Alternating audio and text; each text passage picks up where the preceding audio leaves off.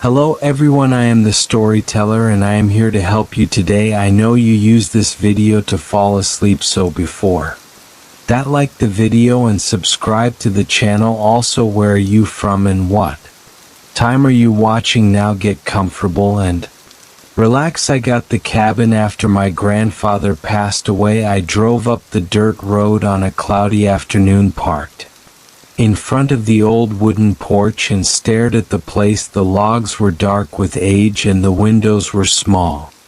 There was a hint of musty smell. The moment I opened the door, I felt an uneasy jolt in my stomach, but I brushed it off. I told myself it was just nerves from being somewhere new and old. At the same time, still I couldn't ignore the strange feeling in my gut. It felt like something was waiting inside, watching from the shadows. I walked in with my bags and left them near the couch. The living room was cramped with old chairs and a sofa that looked faded. The walls were covered in dusty pictures of my grandfather's younger years, along with images of mountains and old-fashioned family gatherings. I flipped on a switch, but the light bulb sputtered a bit before it settled. The cabin had electricity, but it felt weak. The wires must have been ancient. I noticed a small door to the side of the living room. Behind it, there was a narrow staircase leading up. I remembered my grandfather's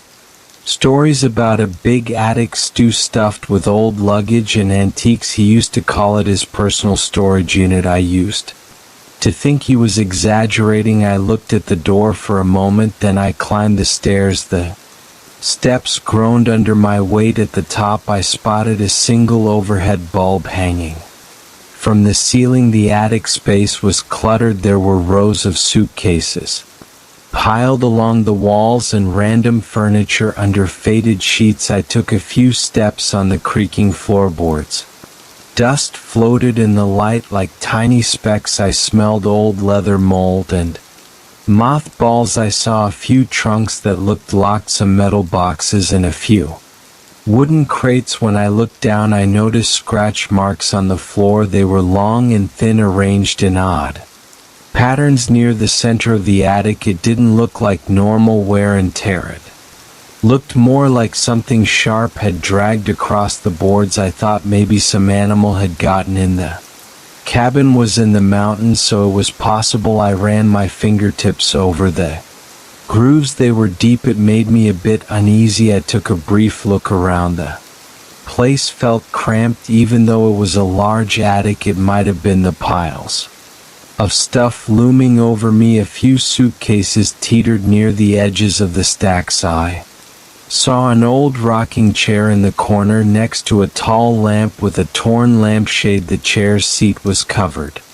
in dust, yet the floor around it looked like someone had moved across it. There were footprints or smudges in the dust. I didn't recall anyone coming up here since my grandfather's passing. I didn't dwell on it for too long, though. The smell of the attic was unpleasant and I was tired from the long drive. I left the attic and went back down to the living room. By then the sun was setting. The inside of the cabin felt dim and cold. I checked the stove in the small kitchen area and found out it was a gas stove that still worked. I cooked a quick meal of canned soup and some bread I brought along. While I ate, I listened to the wind outside. It rattled the windows a bit. There was no other sound, so every little noise seemed louder than it should have been. After dinner, I sat on the old couch. I leaned my head back thinking about my grandfather. He was a quiet man, but he always seemed to have secrets. I shrugged off that thought. I grabbed my bag and fished out some clothes for the night. I was planning to sleep in the cabin's only bedroom, which was down a short hallway. The bed in there was simple, a twin bed with an old quilt. I switched on a small lamp on the nightstand. Its glow was faint. Then I heard something from above. It sounded like a faint dragging noise across the ceiling. I froze for a second, trying to focus on the sound. It was like something was sliding across the attic floorboards. Then it stopped. My heart thumped. My breath got shallow. I told myself it was probably just the wind or An animal. I thought about the scratch marks I saw earlier. Maybe there was a raccoon or something up there. I felt uneasy, but I was too exhausted to deal with it. I decided I would check it out in the morning. I lay in bed staring at the ceiling. The lamp was still on. I didn't want to turn it off because I didn't feel comfortable in the dark.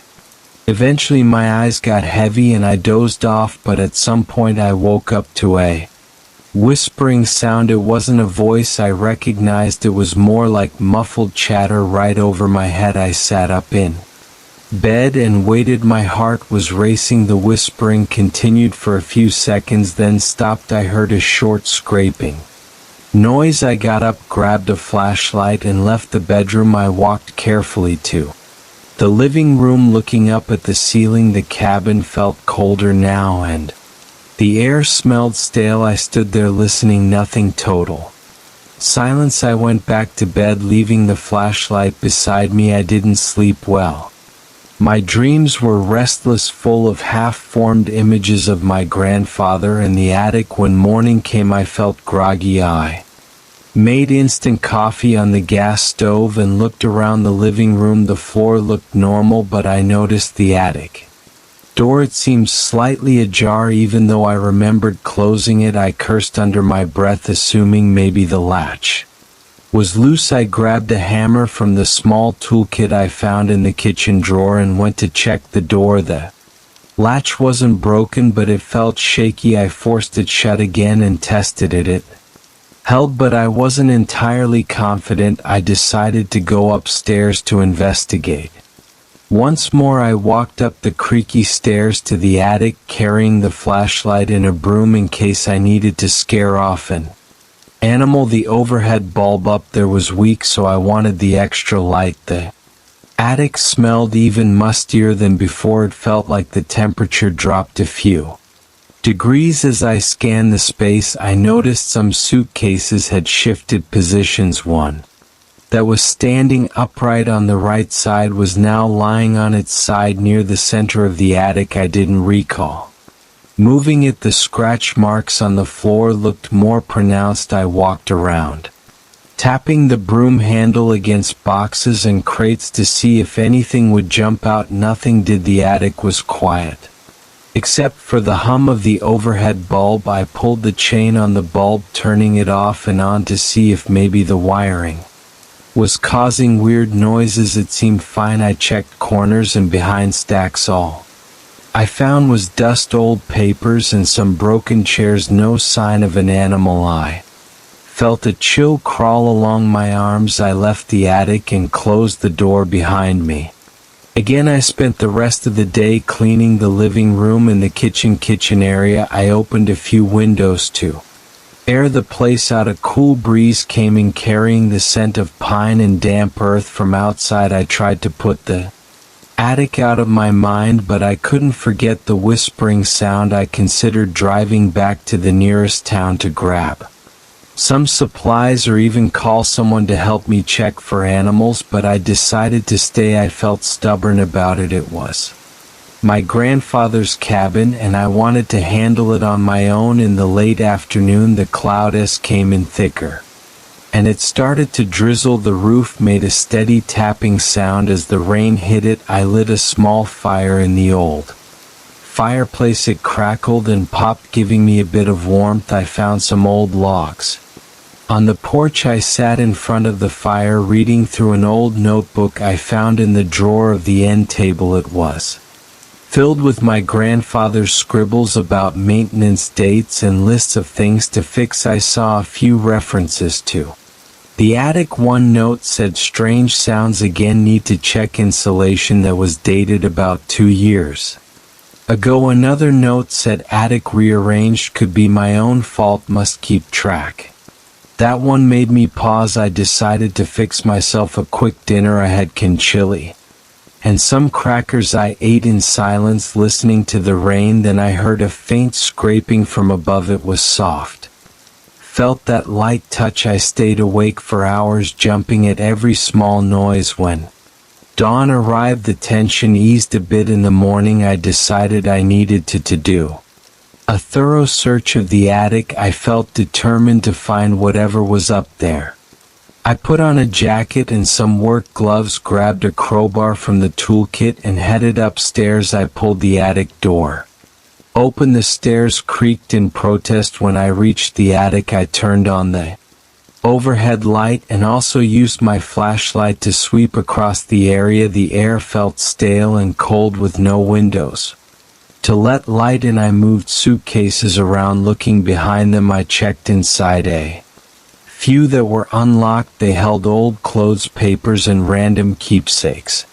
Nothing out of the ordinary. I opened the crates. Some held old books, some had random tools, and one had a bunch of broken frames and glass. I was sweating despite the cool air because I was tense and on edge the whole time. Every time I heard a creak, I spun around expecting to see something, but the attic was empty of people or animals. I noticed more scratch marks on the floor near the far end of the attic. This area was behind a tall dresser that was draped with a white sheet. I pulled the sheet off. The dresser was heavy and had a big mirror on top.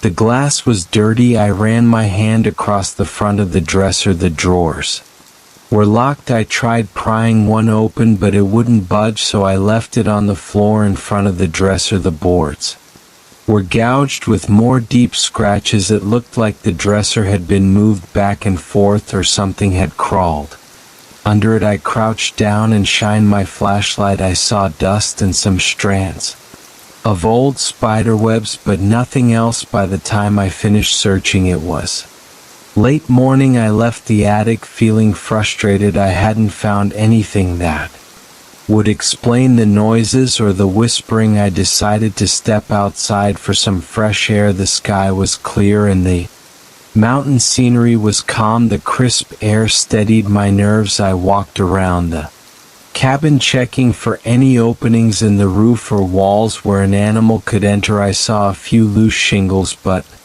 nothing that looked big enough for a raccoon or anything like that. I kept wondering if the place was somehow messing with my head. In the afternoon, I went back inside and sat at the table with my notes. I had written down every strange occurrence, the whispering, the scratch marks, the moved suitcases, the attic door left ajar, and that weird feeling of being touched. I drank coffee and stared at the words. I didn't know how to solve any of it. I felt a spike of dread at the idea of staying another night, but I also felt a pull that made me want to figure this out. I didn't want to abandon my grandfather's cabin at the first sign of something strange. As evening fell, I locked every door and window. I checked the attic latch twice, then I built another fire in the fireplace. I sat there warming my hands, listening to the crackle. The smell of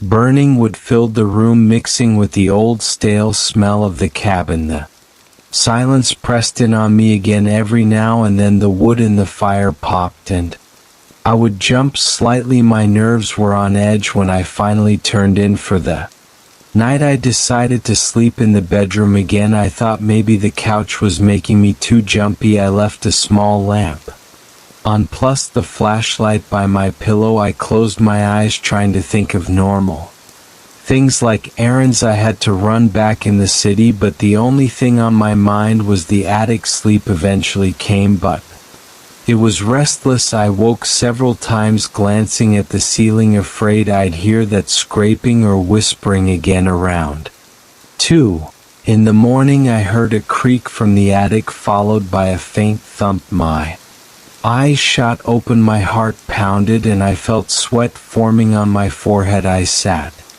up and gripped the flashlight. The thump echoed once more, like something heavy was moved or dropped. I felt my breath speed up. I got out of bed and walked to the living room, shining my flashlight at the attic door. It was still shut, but I heard another slight sound from above. I stood there, my hand trembling around the flashlight. I had no idea what to do. A cold draft blew across my neck. I thought I felt the faintest brush on my shoulder. Again I spun around, shining the light everywhere. Nothing. I was alone. My stomach twisted. In knots I stepped up to the attic door and gripped the doorknob. I was shaking. But I opened it and aimed my flashlight up the stairs. I could only see the top. Landing, everything was dark, and still I listened for another sound. All I heard was my own breathing. I stood there for a long moment, unsure if I should go up or slam the door shut and run. Eventually I backed away and closed the door again. I locked it, returned to the couch, and sat there until morning, wide awake and alert. That was my third night in the cabin, and I knew something was off. Objects were moving around. I was hearing voices, and I felt touches I couldn't explain. I kept looking at the pictures of my grandfather on the walls, wondering if he ever experienced the same thing. His old notebook suggested he did, but I had no direct proof. I was stuck in a cycle of fear and doubt. I couldn't explain any of it logically, and I hated feeling helpless. Now as I sit here in the kitchen, I'm staring at the attic door again. I don't hear anything at the moment, but I feel a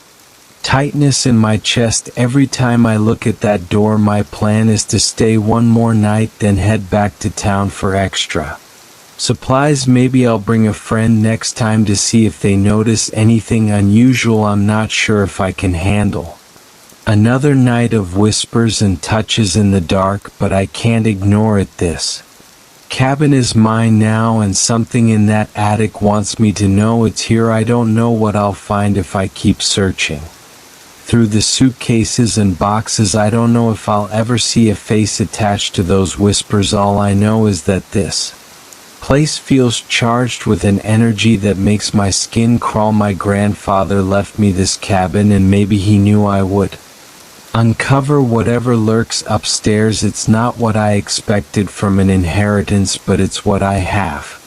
Right now I'm going to finish my coffee, lock the attic door again, and wait for the sun to set. I'm on edge, but I'm not ready to give up. If something is in that attic, it hasn't driven me out yet, and I want to know what it is. I never planned on living in an old Victorian mansion on a lonely hill, but the price was right and I needed a change. The house stood 3 stories tall with chipped paint on the exterior walls and a rotting fence near the entrance. When I arrived, I noticed the windows were covered with thick faded curtains. The driveway was cracked and uneven, and the front steps groaned under my weight. I felt a chill in the air before I even stepped inside. The real estate agent warned me it would need a lot of work, but I didn't expect it to feel so hollow. I remember standing in the foyer and smelling dust and stale air.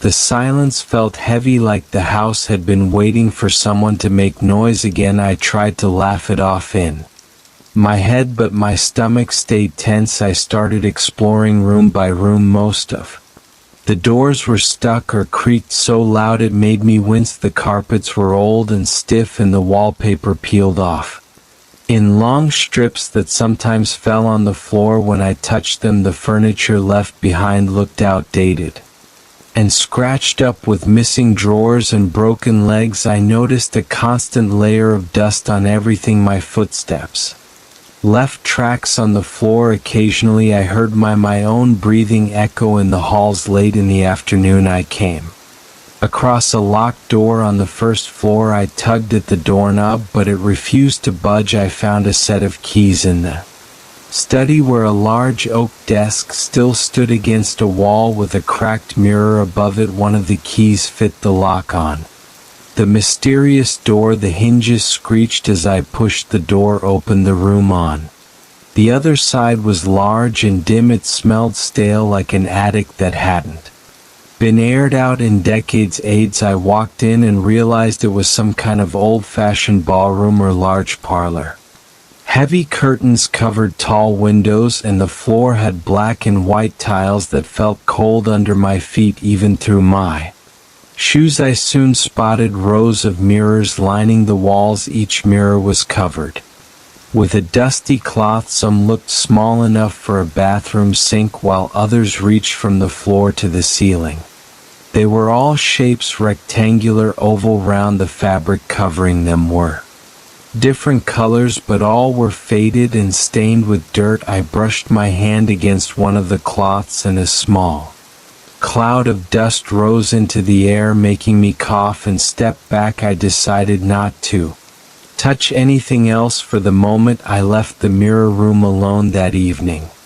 I was tired and wanted to rest, but I kept thinking about those mirrors. I tried to ignore a slight feeling of unease. I've always been okay with old houses, but there was something about that hidden room full of mirrors that made me uneasy. The air had felt heavier in there. I told myself I was just jumpy from moving into a place with so much history and dust. That night I managed to get some sleep, but the wind outside howled against the windows. I heard branches hitting the house and the walls creaked at random intervals. Around midnight, I woke up to a dull thump from downstairs. My heart started beating fast. I sat up in bed, straining to hear more.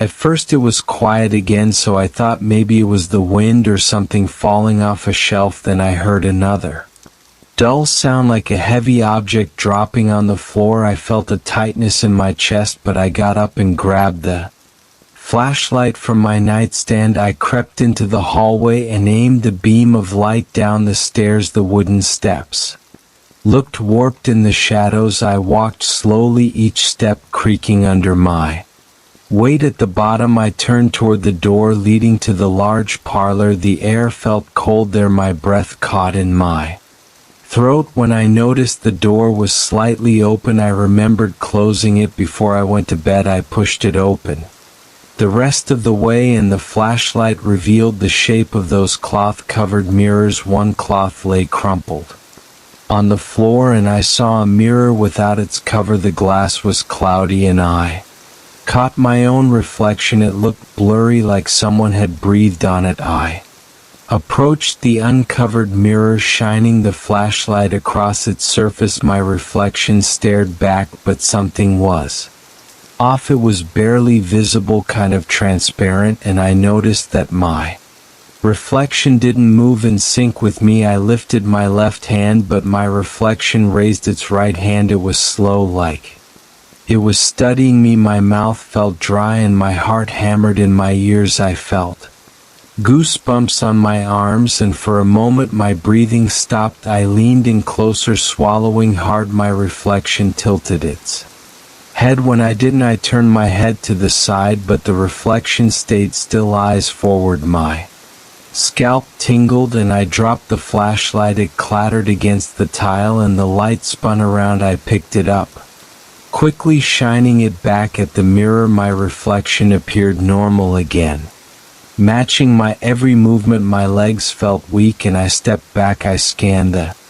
rest of the room with the flashlight, trying to find an open window or something that could explain why the cloth fell. The windows were all closed, and I didn't see any sign of animals. My mind raced with questions, but I decided I'd had enough for one night. I covered the mirror again and left the parlor in a hurry. After returning to my bedroom, I locked the door and stood there in silence, trying to calm my breathing. My chest felt tight and my palms were sweaty. I stayed awake for hours, watching shadows on the walls. Whenever the wind blew the next morning, I felt groggy, but I forced myself to check the parlor again. I opened the door cautiously and found everything as I left it, with the mirror covered. Nothing seemed out of place, but I felt a lingering heaviness. My mind kept replaying that reflection not moving with me. I decided to leave the house for a bit. I drove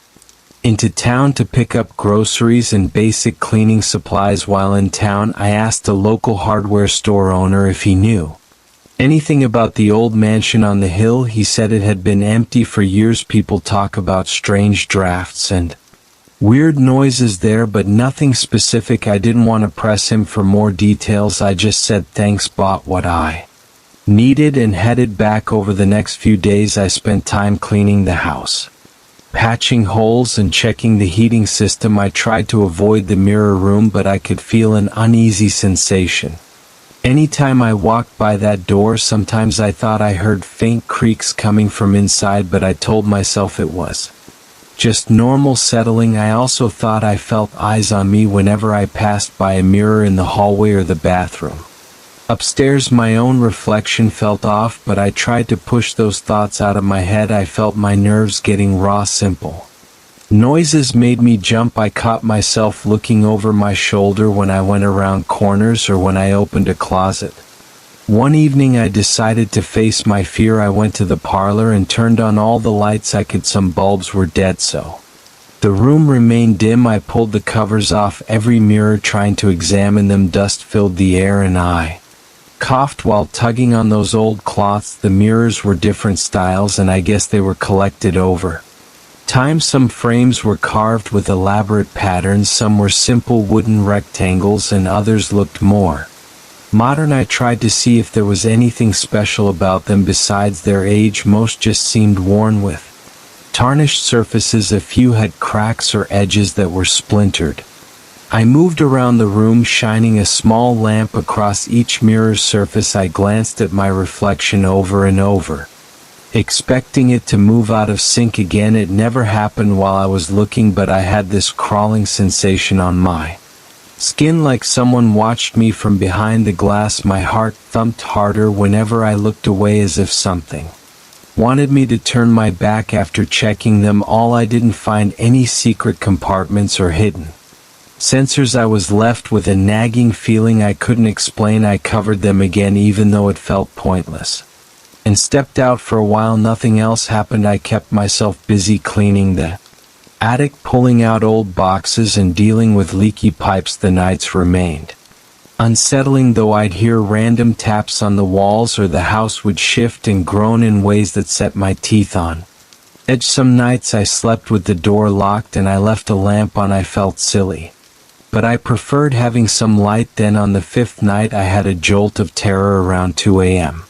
I got up to use the bathroom and passed by the tall mirror in the hallway. I glanced at my reflection for a second, then I froze. I saw someone else behind me in the reflection, a silhouette that stood in the dark corner near the stairs. My throat went dry and I whipped around, shining my phone's flashlight. The hallway was empty. I stared at the corner, my pulse pounding in my neck. There was nobody there. When I looked back at the mirror, there was only my reflection. My arms felt shaky and I walked quickly back to the bedroom, locking the door again. The next morning I felt drained. I made coffee and stood in the kitchen looking out at the trees outside. The view from the hill was actually pretty nice in daylight, but I couldn't shake the feeling that something was off inside. I told myself maybe I was just seeing things because I was stressed. I decided to open windows and let fresh air in. I went room by room, raising dusty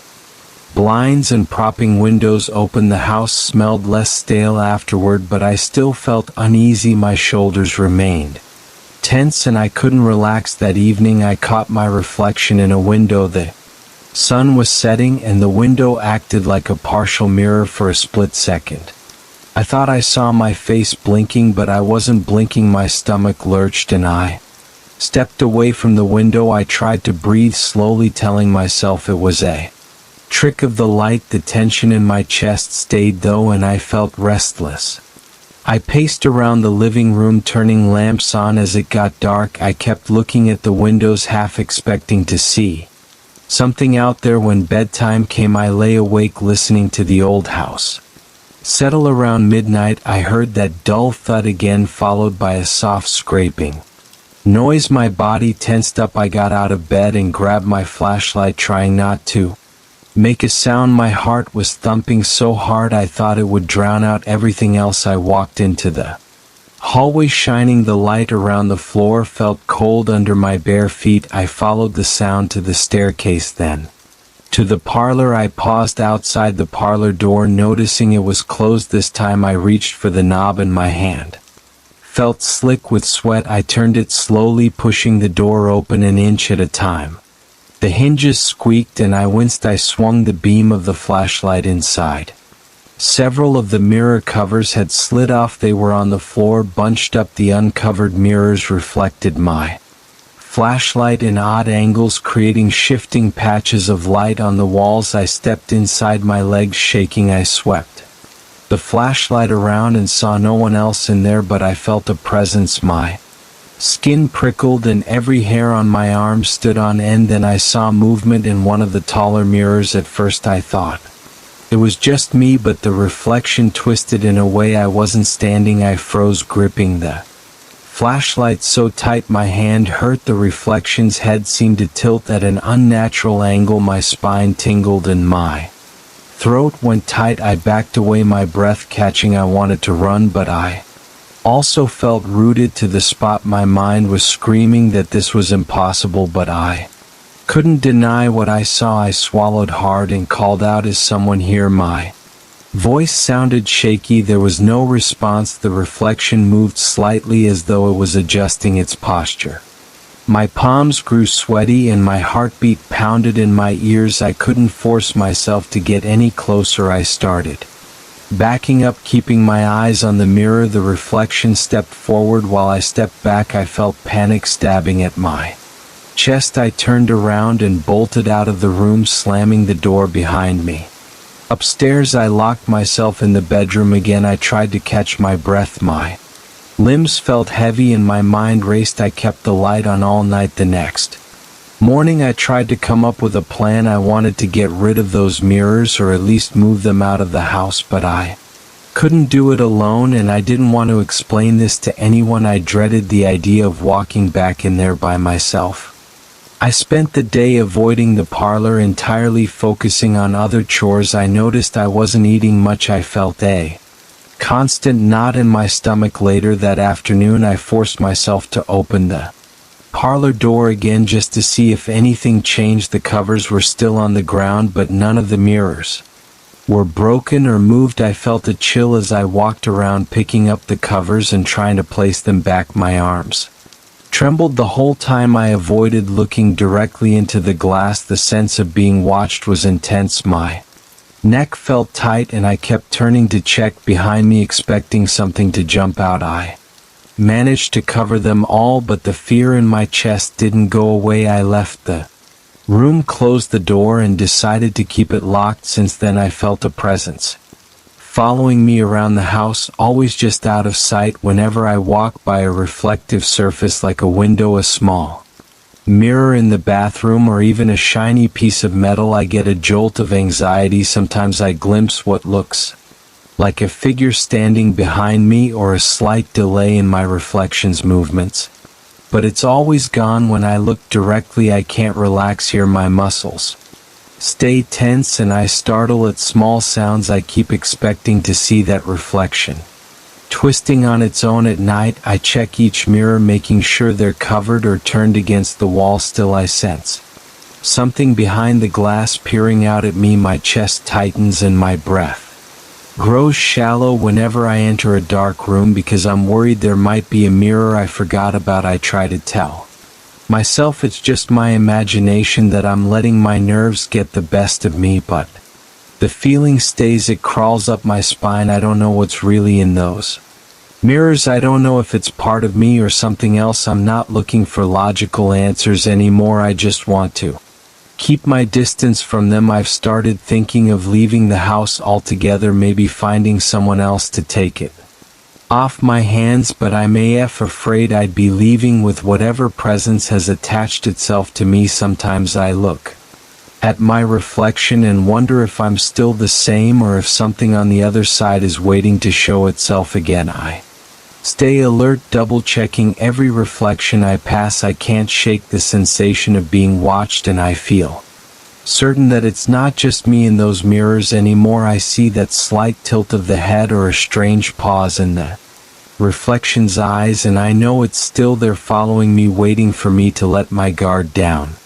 I never expected anything unusual when I pulled over that night. I just wanted to stretch my legs and clear my head. The road was dark and I didn't see any lights in the distance. There was a thick layer of fog drifting across the pavement. It moved in slow waves, almost like it had a mind of its own. It felt like I was standing in front of a barrier between two different worlds. I had no idea what waited for me at that Crossroads. I left my truck running at the side of the road.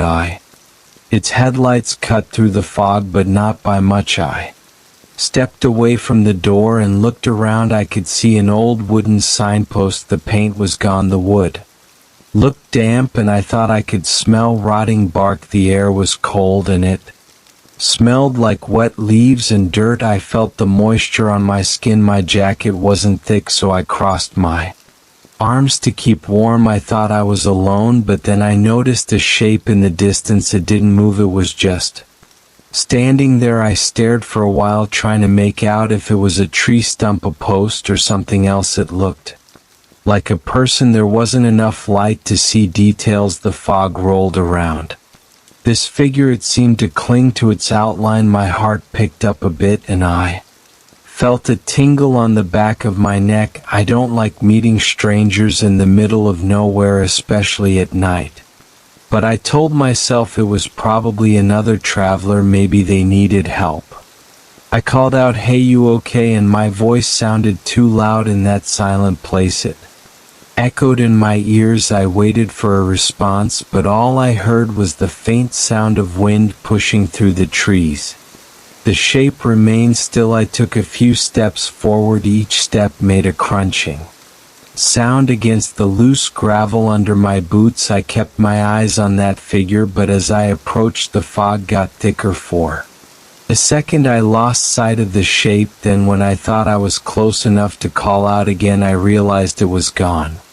The spot was empty. I looked around, confused. The breeze shifted the fog, but I couldn't see anything anymore. I felt a flicker of tension in my stomach. My hands got a little clammy. I wiped them on my jeans and took one more glance around. Nothing, no footsteps, no voice, no sound. I shrugged it off as a trick of the light, or maybe my eyes were tired. I'd been driving for hours. I decided to let it go and get back into my truck. I stayed awake all night thinking about that shape. It wasn't normal for me to get spooked by things like that, but I couldn't forget how it just vanished. Usually if someone's out there, they walk away or make some noise. This was different. It was like the fog swallowed them. I tried to focus on the road, but my mind kept jumping back to that moment. A few weeks later, I had to drive the same route again. It was late evening. By the time I passed through that area, the fog was there just like before, hanging over the crossroads. I felt a squeeze in my chest when I saw that familiar curve in the road. My headlights lit up the signpost. For a second it looked more damaged than I remembered. The paint was completely gone. I slowed down. I told myself I was just being careful because of the poor visibility, but the truth is I was looking for that shape again. I parked on the shoulder and killed the engine. This time the night was quiet. I heard a few crickets in the distance. The chill in the air was sharper than last time. I stepped out and took a moment to listen. There was a mild rustling in the nearby bushes. I tried to see beyond the fog.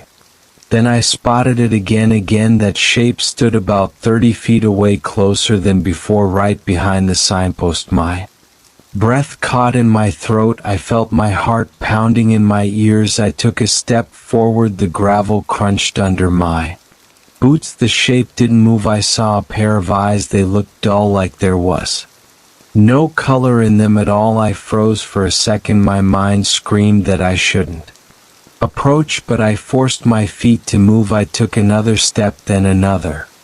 When I was close enough to get a better look, the figure melted into the fog again like it had never been there. I whispered, "Where the hell did you go?" I felt my voice shake. My skin prickled and my gut twisted. I walked around the crossroads for a few minutes, searching for footprints or any sign of a person. The ground was damp. I saw puddles where my own boots left impressions, but there were no other marks anywhere. I felt like I was being played with, like something was messing with me on purpose. It wasn't a normal feeling. I felt a wave of unease in my chest. I felt my shoulders tighten. I hated that sensation. I climbed back into the truck and decided to keep driving. My eyes kept flicking to the rear view mirror. Nothing was behind me. Just the swirling fog. I could still see that pair of colorless eyes in my mind. They felt empty, like they belonged to something that had no soul. My hands shook on the steering wheel. I tried to calm myself by turning on the radio, but all I got was static. I shut it off and drove in silence. Over the next few weeks I thought about that figure. Every time I drove at night I wondered if it was a person with some condition, or if it was a leftover memory from my tired brain. Part of me knew something else was happening, but I tried not to dwell on it. I kept telling myself I was just tired. But when I heard about a job that required me to pass by that crossroads again, I felt a knot in my stomach. I left earlier in the day so I could reach the area before dark. I told myself it was just for safety, but I knew I was avoiding another encounter. The roads were empty again. The sun was low in the sky. Orange light cut across my windshield and blurred my vision. The day was pretty warm, and I was starting to think maybe I'd see nothing this time.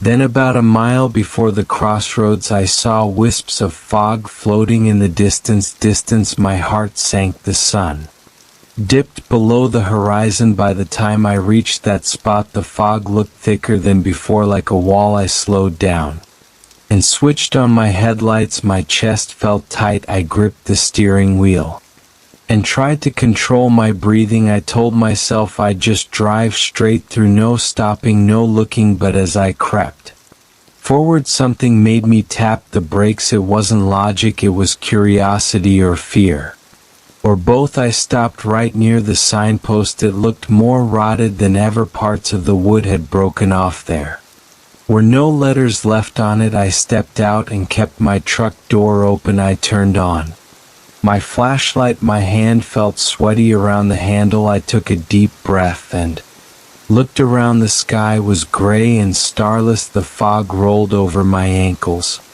The air felt colder than usual, and I could smell the damp earth again. Then I saw the shape. This time it stood almost in front of me, maybe 10 feet away. I shone my flashlight on it. The light didn't reveal much, just a rough outline of a tall figure. Its eyes, though, were the first thing I noticed. They didn't reflect the light, they just looked blank. I felt a sharp jolt in my chest, like an adrenaline rush. My mouth went dry and I swallowed hard. I tried to say something, but my voice cracked. I managed a broken hello. The figure remained still. My hands shook. My flashlight beam trembled on its outline. I took one small step forward. My boots felt heavy and my legs felt stiff. Right before I got close enough to raise my hand in greeting, the figure disappeared again, the same way as before. No movement, no sound, just gone. I felt lightheaded. I had a buzz in my ears. I knew I needed to calm down. I heard my own breathing loud and fast. I slowly backed up to my truck. I tossed the flashlight onto the passenger seat and climbed in. I locked the doors without really thinking. I sat there for a moment, staring at the empty road. The hair on my arms was standing on end. My heart hammered. I started the engine and rolled up the windows. As I drove away, I glanced in my side mirror. The figure was there again, behind the signpost, watching me leave. I almost slammed on the brakes, but I decided to keep going. I didn't want another close encounter. I didn't want to feel that hollow stare again. I kept driving until the fog was gone and the road felt normal, but I couldn't shake that feeling of being watched. I started avoiding that route whenever I could. I took longer drives, sometimes adding hours to my trips, but sometimes I had no choice. Work took me all over, and that forgotten crossroads was often the only road that made sense. Each time I approached, I felt a steady pulse of tension in my gut. Sometimes the figure appeared, sometimes it didn't, but every time I drove by I felt its presence, like it was waiting for me to notice it. On one of those nights I decided to do something different. I was tired of feeling hunted. I pulled over again, got out and walked Around for a long time I paced back and forth near the signpost. I kept my flashlight in my hand. Scanning the darkness, the wind picked up and I heard branches creaking. I saw my breath in the cold air. After a while my fingertips felt numb. I walked over to the edge of the road where there was a shallow ditch. The grass was wet and slippery. I almost lost my footing. I kept looking for any signs that another person might be around. I saw a couple of old beer cans on the ground, a broken glass bottle near some weeds, and a black plastic bag rustling in the breeze. I heard rustling sounds from beyond the ditch, maybe an animal moving through the undergrowth, but I didn't see the figure. My nerves felt stretched thin. My hands were shaking and my eyes kept darting around. Then I heard what sounded like a footstep on the gravel. I spun around, pointing my flashlight in that direction. My heart pounded. The shape was behind me, about 5 feet away, standing on the road. I could almost make out a pale face, but it was out of focus. I saw those blank eyes. Again they stared at me. I felt a surge of panic. My mind went blank for a second. I just froze. Then I forced myself to speak. "Who are you?" My voice sounded shaky. The figure didn't respond. It stayed perfectly still. I felt a cold sweat on my forehead. My stomach twisted. My breathing got faster. I took a step closer. My flashlight flickered. I tapped it, but it kept dimming. I got just close enough to extend my hand. I wanted to see if I could touch this person. My fingertips brushed against something cold. It felt like air, but thicker. Then the figure disappeared again, leaving me alone in the darkness. My flashlight turned off completely and I cursed under my breath. I stumbled back to my truck, fumbling for my keys. I got the engine running, turned on the headlights and slammed the door shut. I felt exposed out there. My hands were shaking so bad I could barely grip the wheel. I drove away as fast as I could without spinning out on the wet road. Later that night I kept replaying those moments in my head. I remembered the way the shape looked closer each time, the way its eyes never showed any emotion. I felt like it was trying to get closer to me inch by inch. Every time I returned, it never spoke. It never made a sound. It just appeared, stared and vanished.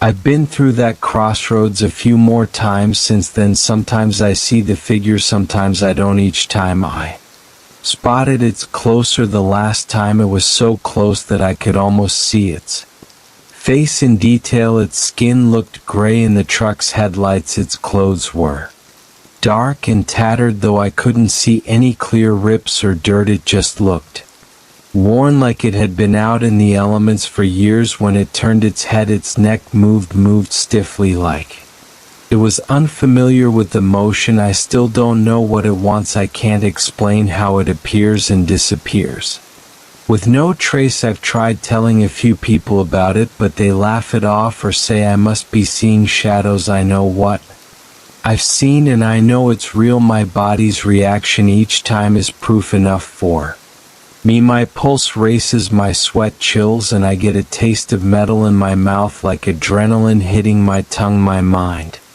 goes on high alert, and every part of me says there's danger in that fog now. Whenever I travel at night, I'm on edge. I scan every stretch of road, every drifting patch of fog, always expecting those dull eyes to watch me again. When I pass by other deserted intersections, I feel a spike of dread, but nothing matches that crossroads. That place feels different. The air there seems heavier. The silence has a weight to it, and I never see any other travelers around. Sometimes I park a few miles away and wait until dawn before passing through. It doesn't matter, that figure waits day or night. I've seen it at dusk and at dawn. I've seen it when the sky was clear and when it was raining. The fog never leaves that intersection, no matter the weather. I don't know if I'm the only one who sees it, but I've never heard anyone else talk about it. Maybe it only shows up for me. I keep driving for work. I can't avoid that route forever, and I can't just quit my job over this, but I've noticed my nerves fraying, my hands shake more often, I'm always tired like. My mind never fully rests when I get to the crossroads, I grip the wheel so tight my knuckles hurt, I check my mirrors constantly, sometimes I think about pulling over and demanding answers, but then I remember that feeling of cold air. That numbness and those eyes, I don't think I have the courage to face it for long. Each time I leave I notice the figure standing closer to my truck. One of these days I'm afraid it might reach me before I can drive away. I don't know what that would mean. I don't know if it would grab me or just stare at me, but the thought of it sends waves of panic through my gut. I'm not sure if I could even fight back or if it would matter. I've heard people talk about places that exist on the edge of our world where something else bleeds through. I don't have fancy words for it, and I don't want to speculate on why it's here. I just know that it's real and it's not going away. My best plan is to keep moving, stay aware, and hope it never decides to follow me beyond that crossroads. So that's my story. I don't have a need ending, I don't have a solution, I just know I'm a solitary traveler on roads most people ignore, and on one forgotten stretch of asphalt I keep seeing this shape in the fog. It's always there, watching me, waiting for me to come back. Its blank eyes lock onto mine and I feel a drop in my stomach like I'm falling, then it vanishes every time. I can't shake the feeling that one day it won't vanish, one day it'll stay, and I have no idea what I'll do when that happens. I arrived at the hotel around 700 in the evening, feeling worn out from a long drive and a few unsatisfying meetings. The place was small and close to the highway exit with a cracked neon sign in front and a gravel parking lot. The clerk at the front desk seemed bored when I walked in. He handed me a key for the top floor room. He said that the regular rooms were full, or at least that's what he told me. I thought it was strange that a place like this would run out of rooms on a random weekday, but I didn't argue. I just needed a bed, a hot shower, and some peace. I walked through a dim hallway and stepped into a small elevator that creaked on the way up. My suitcase wobbled against my leg. The air smelled stale when I got out on the top floor. The corridor looked darker than the lobby. The wallpaper was peeling. There were no windows in sight, just a single overhead light at the center of the hallway. My room was at the far end. I passed through 3 other doors, all locked. Dust covered the doorknobs, and I had the impression that nobody had stepped foot on that floor for a long time. When I opened my door, I noticed a slight draft. The room itself was cramped, with a bed, a nightstand, a small wardrobe, and an old TV mounted on the wall. The bedspread looked clean enough. The carpet had a few stains, but that was normal in a budget hotel. I dropped my suitcase on the bed and felt the tension in my shoulders. The view out the window showed the parking lot below, and a strip of the highway. Trucks rumbled by every few minutes. I closed the window to shut out some noise and tried the lights. They flickered but stayed on. I checked the bathroom. It was tight with only a toilet and a sink plus a stand-up shower. I turned on the water to see if it ran hot. It did, so I felt relieved. I took a quick shower, changed into clean clothes, and headed back downstairs to ask about dinner options. The clerk was different now, probably the owner. He was a middle-aged man, skinny with deep lines on his face. He offered me a list of local eateries. I asked if there was anything close by. He said there was a diner 2 miles down the road. I decided to drive there rather than walk since the sky was getting dark. On my way out, I casually asked why the top floor seemed so deserted. He shrugged and said it had been closed for renovations, but they never finished the work. Then he told me not to worry. He claimed nobody else was up there, so I'd have the whole floor to myself. After dinner, I came back with a styrofoam box for a late snack. The lobby Lights were dimmer than before, but the same man was there dozing behind the counter. I used the elevator again and on. The way up I felt a small shudder in the walls. It was probably just an old elevator, but it gave me a slight chill. When I stepped into the hallway it was silent and dark. I fumbled for the light switch, but the overhead bulb flickered and then died. I used my phone's flashlight to find my room. Once inside I locked the door. I set the styrofoam box on the nightstand and ate in silence. Then I turned off the lights and tried to sleep. At some point in the night I woke up to a soft tapping sound. It came from outside my room. The footfalls were regular, like someone pacing back and forth. I sat up and listened. My heart thumped. I waited for the sounds to stop, but they kept going. It was a steady pattern across the hallway floor, like shoes on old wood. I grabbed my phone and checked the time. It was 2:15. In the morning I got out of bed, walked over to the door and pressed my ear against it. The tapping continued. I turned the doorknob as quietly as possible and opened the door a crack. The hallway was pitch black. I saw nothing. The sound stopped instantly. I pointed my phone's flashlight into the hallway. I saw the worn carpet and the peeling wallpaper. I smelled something musty. No one was there. I stepped out, feeling the floor groan under my feet. I walked to the middle of the corridor, shining my light around. Everything was still. I wondered if I had imagined the noise, maybe half asleep. The only thing I noticed was a faint odor, almost like burned incense. It reminded me of some strong herbal mixture. After a minute I gave up and returned to my room. I locked the door and tried to calm down, thinking that old buildings make weird noises. I climbed back into bed and forced myself to rest. In the morning I woke up feeling sore. I got dressed, took a quick shower, and headed out to my next meeting. While walking down the hallway I kept noticing a squeaking under my feet. It was the same section where I had heard the pacing the night before. I didn't see any footprints then, but I didn't look too closely either. On my way out I waved to the owner at the front desk and told him about the footsteps. He stared at me without blinking. Then he said, "Old floors always make noises." That was it. I headed to my car feeling annoyed. My meetings went fine that day. I tried to forget about the weird incident. I grabbed a quick lunch and worked on my laptop in the car for a while. Around 5 in the afternoon I returned to the hotel. The sun was still out, but not for long. I decided to inspect the top floor hallway. While there was still light I pressed the elevator button and rode up, listening to the cables creak. When the doors opened I saw the corridor under the dim overhead lamp. I walked up and down, checking the floor, the walls, even the corners. I didn't see anything unusual other than dust in some spots.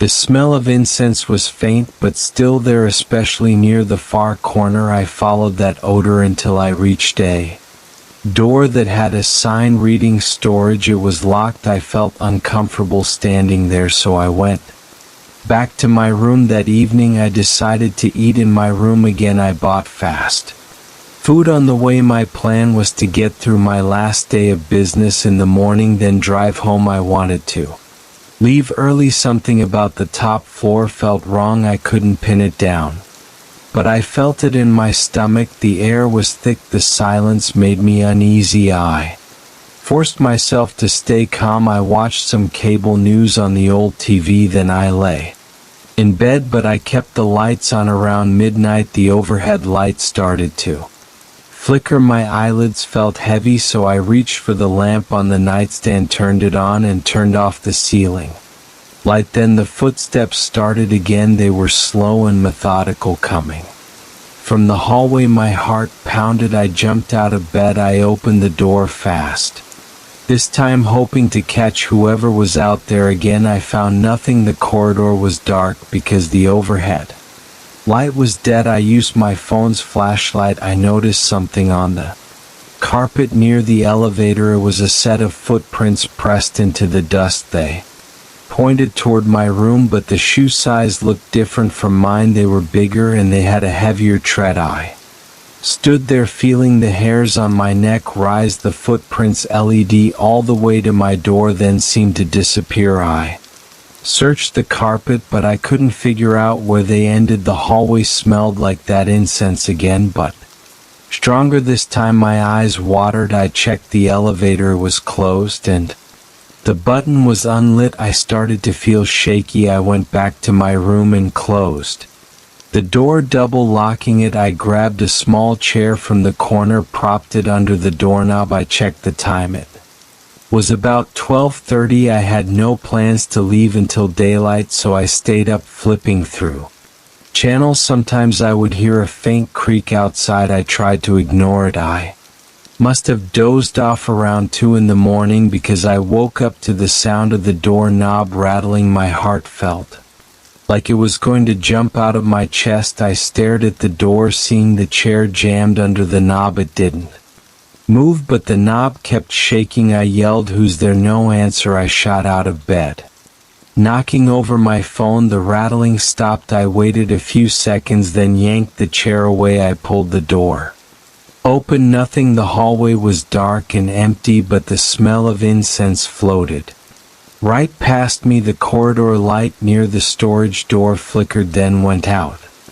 I moved toward that door, shining my phone. I heard a soft scraping sound from inside. It lasted a few seconds, then ended. I stood there frozen, deciding if I should go downstairs or not. I thought about going to the owner's apartment, but I realized I had no idea where he lived in the building. I didn't feel like waiting for the elevator either. Eventually I told myself to calm down, go back to the room and wait out the night. I locked the door again and slid the chair under the knob. My pulse took a while to slow down. I listened, hearing only my breath. The TV kept me company until dawn. In the morning I hurried to pack up my things. I had one last meeting in town, but I planned to check out right after. The hallway looked ordinary in daylight, though the overhead bulb was still burned out. I examined the carpet where I had seen footprints, but they were gone. Someone must have vacuumed. I rode the elevator down and found the front desk empty, so I left my key on the counter. On my way out I saw the owner stepping out of a back office. I told him I was leaving. He asked if everything was okay. I said I heard noises at night. He gave me a blank stare. I mentioned the incense smell. He nodded and said something about old pipes in the walls. Then he reached for the key and tucked it into a drawer.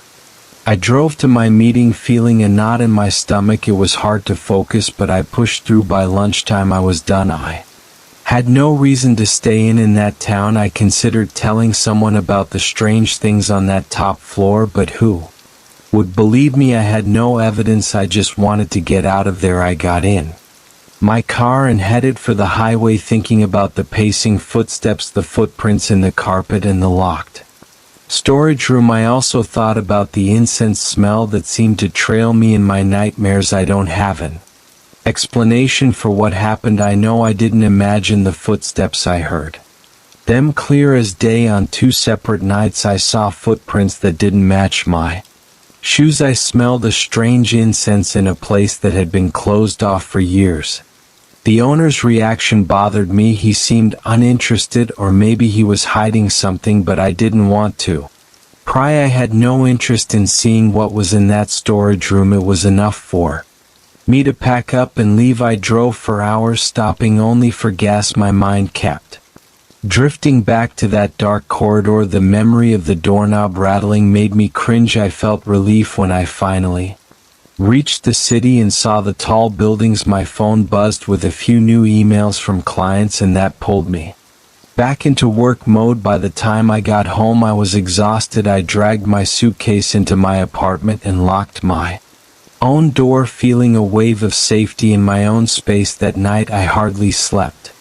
Every time I closed my eyes I imagined those footprints in the dusty hallway and the smell of that incense. I caught myself jumping at small noises in my apartment, but nothing else happened.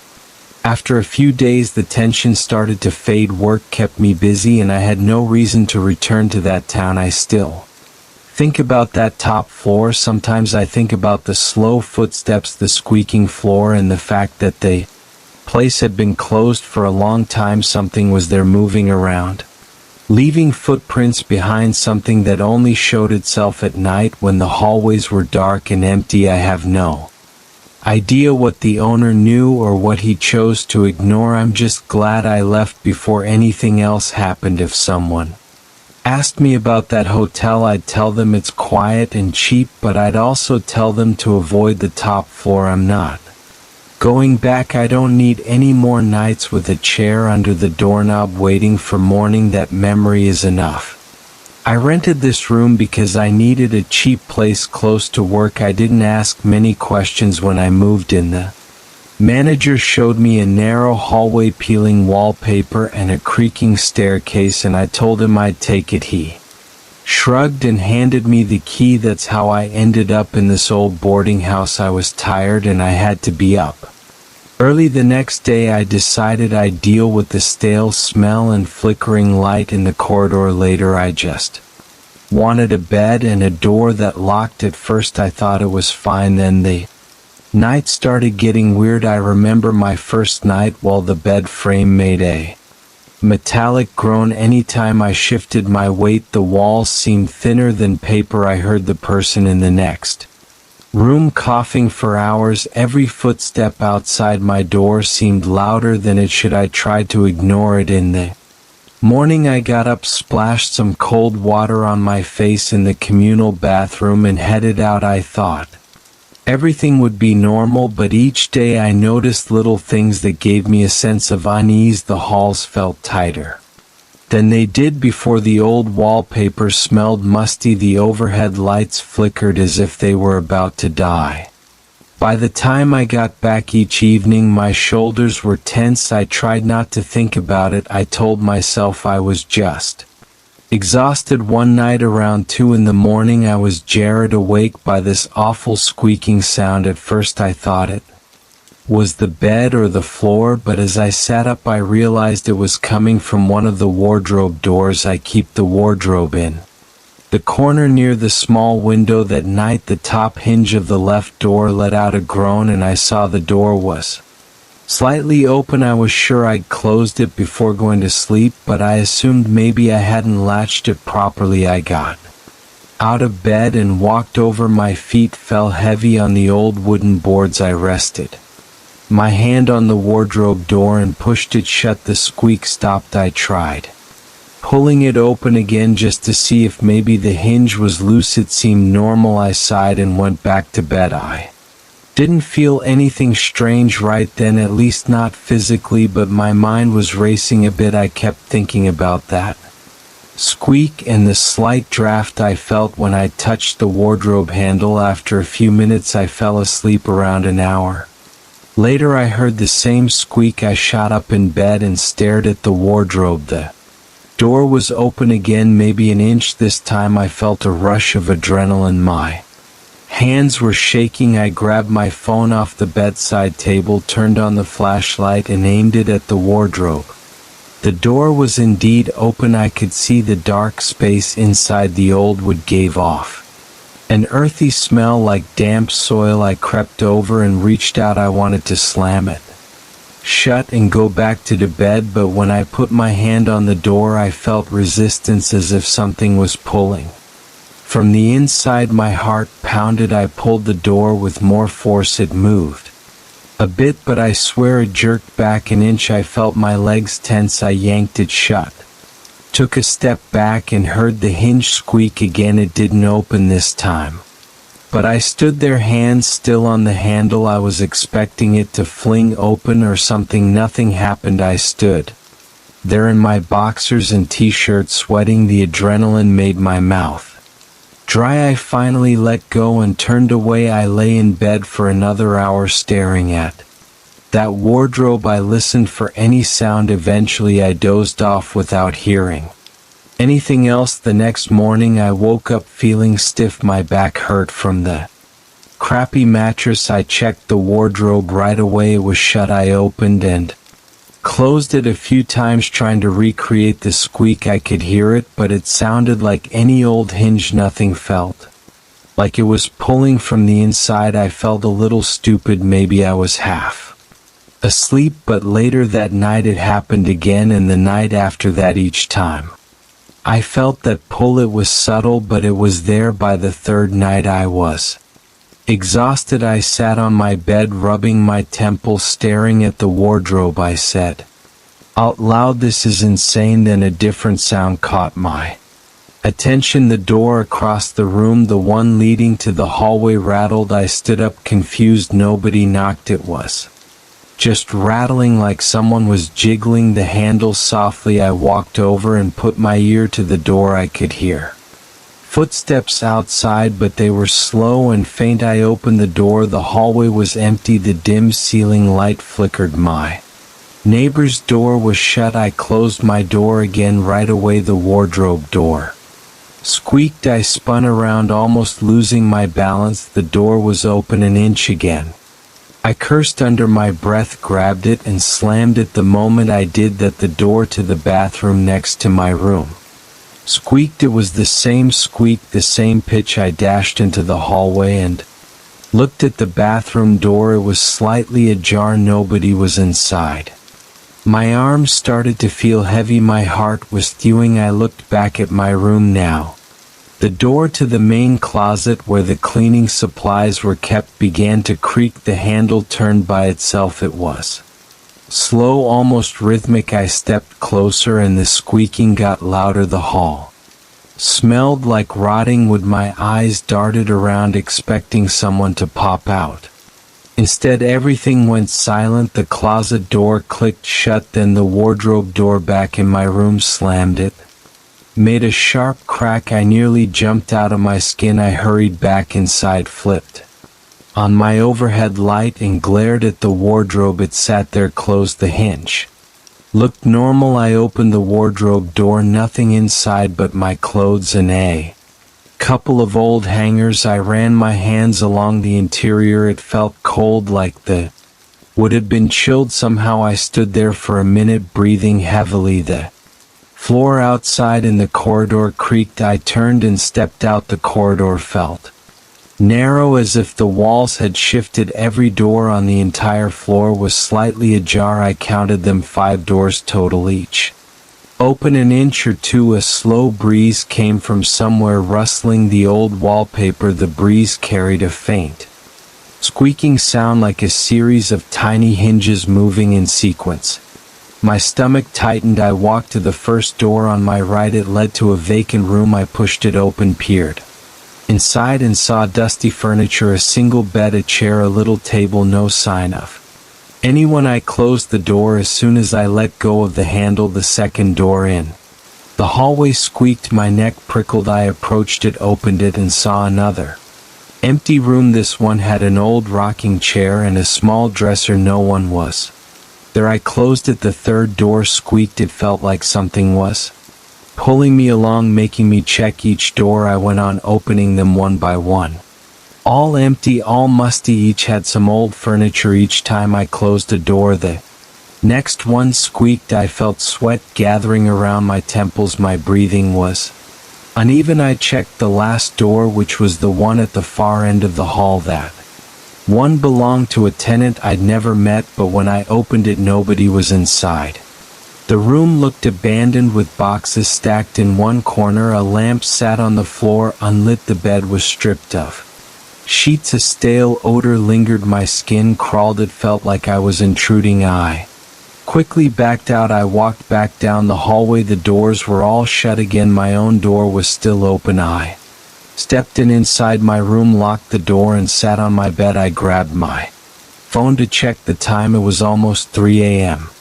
I stared at the wardrobe for a long time. Eventually my body gave in. I laid down, closed my eyes, and tried to rest. I must have drifted off because I woke up to the sound of squeaking again.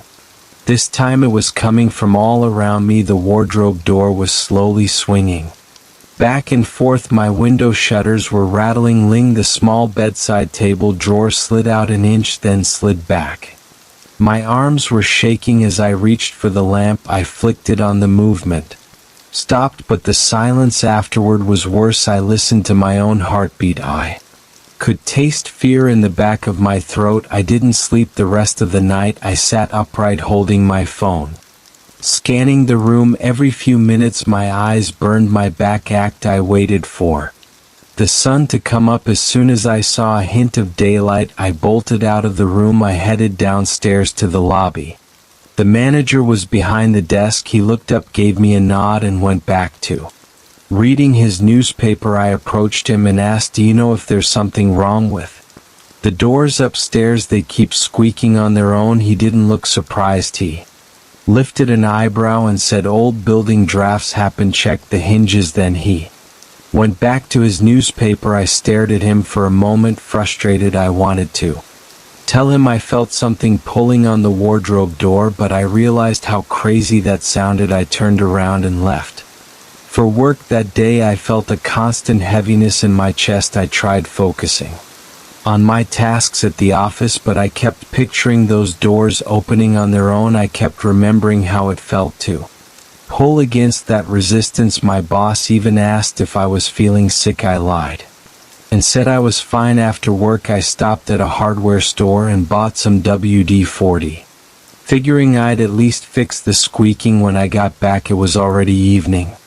The hallway lights were dim and it smelled like old cooking oil from someone's dinner. I unlocked my room and stepped inside. Everything looked normal, but the air felt stuffy. I switched on the lamp and walked over to the wardrobe. I sprayed the hinges thoroughly, wiped the excess, and opened and shut the door a few times. No squeak. I did the same with my desk drawer, the bed frame joints, and even the window hinges. Satisfied, I locked up and went to brush my teeth in the bathroom. The flickering light overhead buzzed. The sink had a slow drip.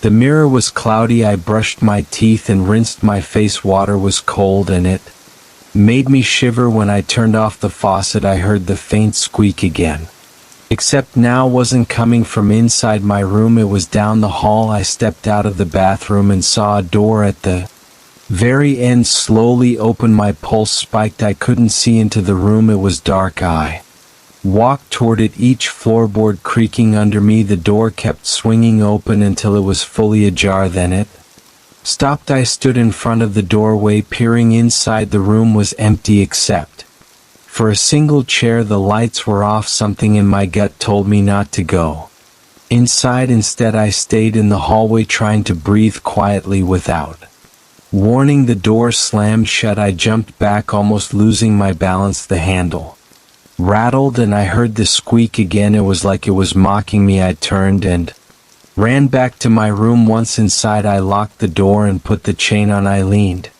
against the wall, trying to control my breathing. The entire building felt alive, like every door and every hinge was working together to drive me over the edge. I wiped the sweat off my forehead. My shirt clung to my back. I paced around the room, glancing at the wardrobe. I checked it, still shut. I tapped on the wood solid. I pulled it open, rummaged through my clothes, checked the back panel. Everything looked normal. I slammed it shut and waited. No squeak. I opened and closed the desk drawer. Nothing. For a second I thought maybe the WD-40 had solved the problem. Then the door to the hallway rattled. I stared at it, heart racing. The doorknob jiggled, the chain jangled against the frame. It sounded like someone was trying to force it open, but it wasn't turning fully. I stood frozen, debating whether to open it or stand still. My legs felt weak. The rattling stopped abruptly. My door didn't open. I started to gather my things. I wanted to leave, find a motel, anything. But I only had enough cash on me to make it through the next few days until payday. The rest was in the bank and I couldn't afford a new place yet. I slumped onto the bed. I hated feeling trapped. I hated feeling like something was in control here. I pulled out my phone and considered calling a friend to ask if I could crash at his place, but it was late and I wasn't sure how to explain any of this. I decided to stay, at least for the night. I checked the wardrobe again to make sure it was shut tight. Then I sat on the edge of my bed and waited, phone in hand, the light on.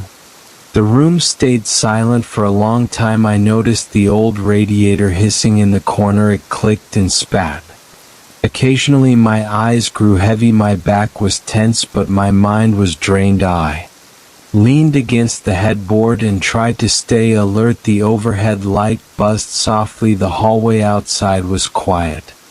After what felt like hours, I heard a soft squeak on the other side of the wall, then another closer, then a sequence of squeaks like every door on this floor was opening or closing in some order. It was almost like they were communicating with each other, but I tried not to dwell on that. I just listened, my palms sweaty, my breathing shallow. The squeaks moved down the hall until they reached my door. My knob turned slightly, then released.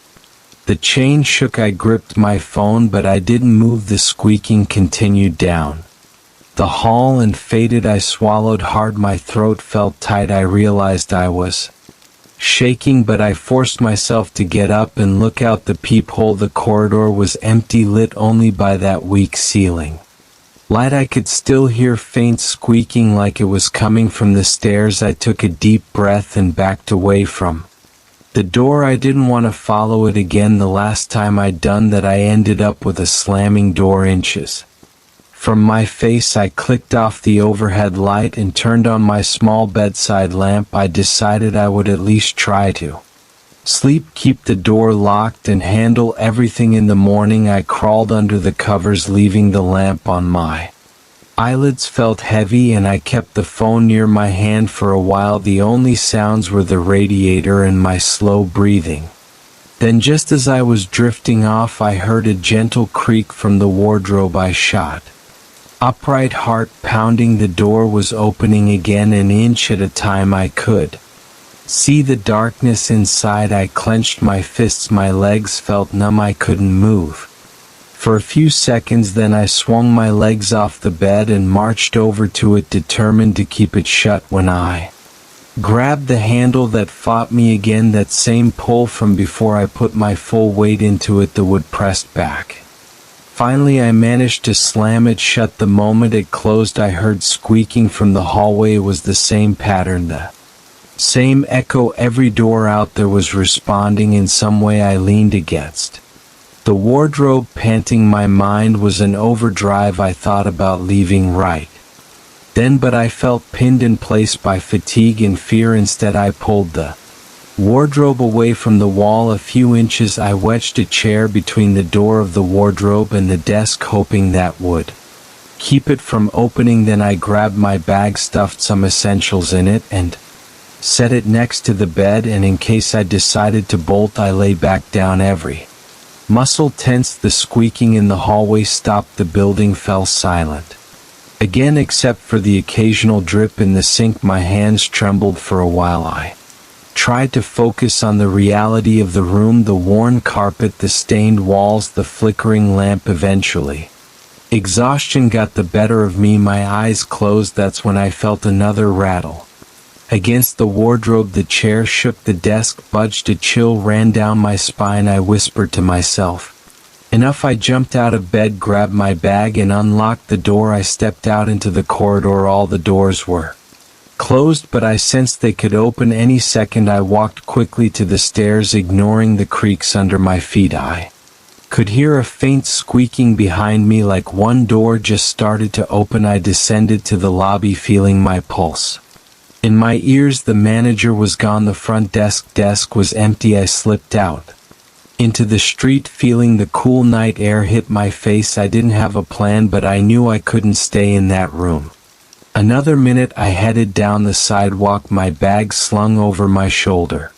Not looking back, I just wanted distance. My heart still hammered and my arms felt weak, but I kept walking, focusing on each step. I thought about the wardrobe, the chair I left wedged against it, and that final squeak echoing in my ears. I knew I wasn't going back, not after what I'd seen and heard. I never learned exactly why those doors acted that way. I didn't ask any more questions. I just walked away that night and found a couch to crash on at a coworker's apartment. The next day I called the manager and told him I was moving out. He didn't ask why, he just said I owed for the week I paid him and never set foot in that building again. Even now I still think about the feeling of something pulling on the other side of that wardrobe door. That place had a presence. I don't know what it was, but it wasn't something I could live with, so I left. I'm certain it still stands there with its narrow halls and decaying wallpaper, waiting for the next person who needs a cheap place to stay.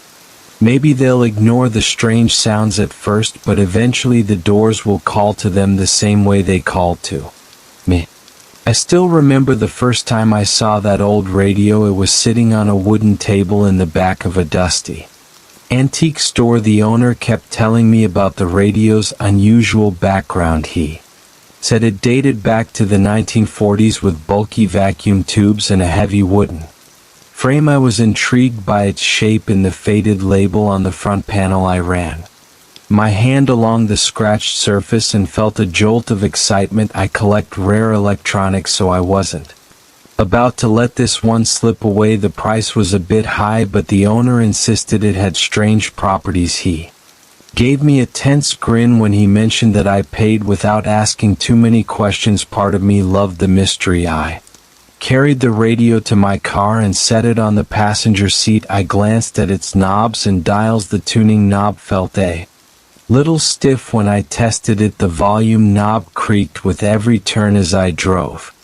home, I caught myself looking over at it, half expecting it to spark or hum on its own. It was just silent and still, but I couldn't shake the idea that something lurked inside that wooden case. The night was cool and my car's headlights lit the lonely road ahead. The radio remained quiet, though the antique store owner's words stayed in my mind. When I got home, I carried it inside. I live in a small house near the edge of town. My living room is full of shelves stacked with old cameras, tape recorders, and all sorts of vintage electronics. The radio looked right at home among my other collections. I set it on a side table near the window, plugged it into a power strip, and flipped the switch. For a moment, nothing happened. Then I heard static. I twisted the tuning knob slowly, listening to the crackle. I expected to pick up some old AM station or maybe get a faint signal from a faraway broadcaster. Instead, I only heard that constant hiss. I leaned closer. The static wavered, then popped. I felt a slight prickle on the back of my neck. I tried adjusting the antenna. I tried moving the radio a little, but the static continued. Then I heard a faint whisper through the noise. It was so quick that I almost missed it. My name buried under the static. I froze. The whisper was frantic, like someone was out of breath. The voice was garbled, but I recognized my name in that jumble of sound. My heart pounded. I stared at the glowing tubes inside the case. I didn't hear anything else. I wondered if I imagined it. I switched the radio off. My hand shook. I wiped the sweat from my forehead and tried to steady my breathing. I told myself it had to be a trick of the mind, just random interference or some weird shortwave overlap. The moment passed and I shrugged it off as a glitch. I left the radio unplugged for the rest of the night. I felt a little uneasy, but I didn't let it bother me too much. I went to bed with the intention of checking the radio again the next day. The next night I was brushing my teeth around 11. I started to hear a faint noise in the living room. At first I thought it was the pipes or the wind outside, but the sound got louder. It was idiotic but deeper, almost growling. I spat out the toothpaste and walked down the hallway. The radio was glowing. I was certain I had unplugged it.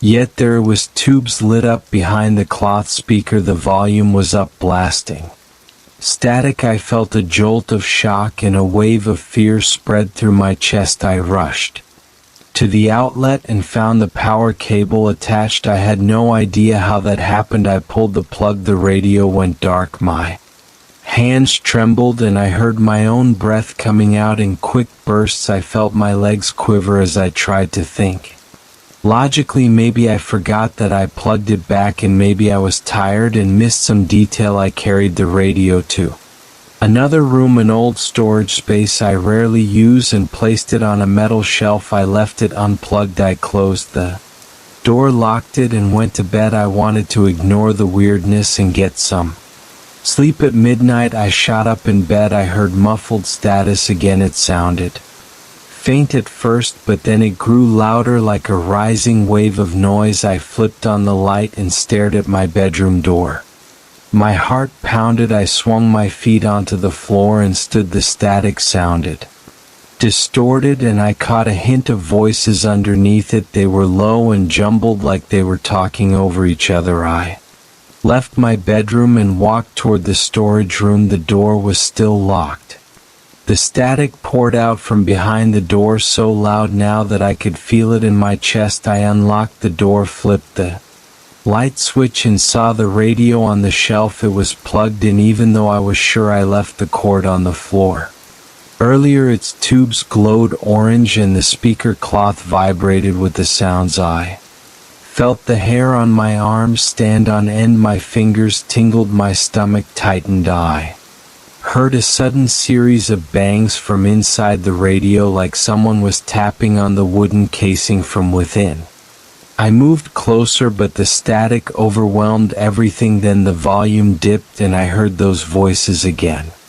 They were disjointed. One voice rasped words I couldn't understand. Another hissed like it was in pain. Then a separate voice said my name. It demanded something, but I couldn't catch every word. It was like, answer, answer me. My eyes watered from the tension. I yanked the plug out of the power strip. The static died instantly. I carried the radio outside. It was past midnight and the sky was overcast. I set the radio down on my small back patio. I wanted to leave it out there. I wanted to stop dealing with this crazy thing, but I worried about rain or morning dew damaging it. Part of me still cared that it was a collectible, so I grabbed a large box from my garage, placed the radio inside, and tucked it under an awning so it wouldn't get wet. Then I went inside, locked the door, and tried to calm down. I sat on my couch trying to catch my breath. My heart was still racing. I could hear my own pulse in my ears. I stared at the door, worried that I'd hear that static again. I forced myself to turn on the TV to distract me. I watched some late-night program, but my mind stayed fixed on the radio. The voices had sounded so real. They had a desperation that felt raw and immediate. My skin tingled and my palms were sweaty. Eventually I dozed off in front of the TV. I woke up around 5 in the morning. My neck was stiff and my eyes burned. I got up, turned off the TV, and peeked outside. The box was still under the awning and it looked untouched. I felt a small surge of relief.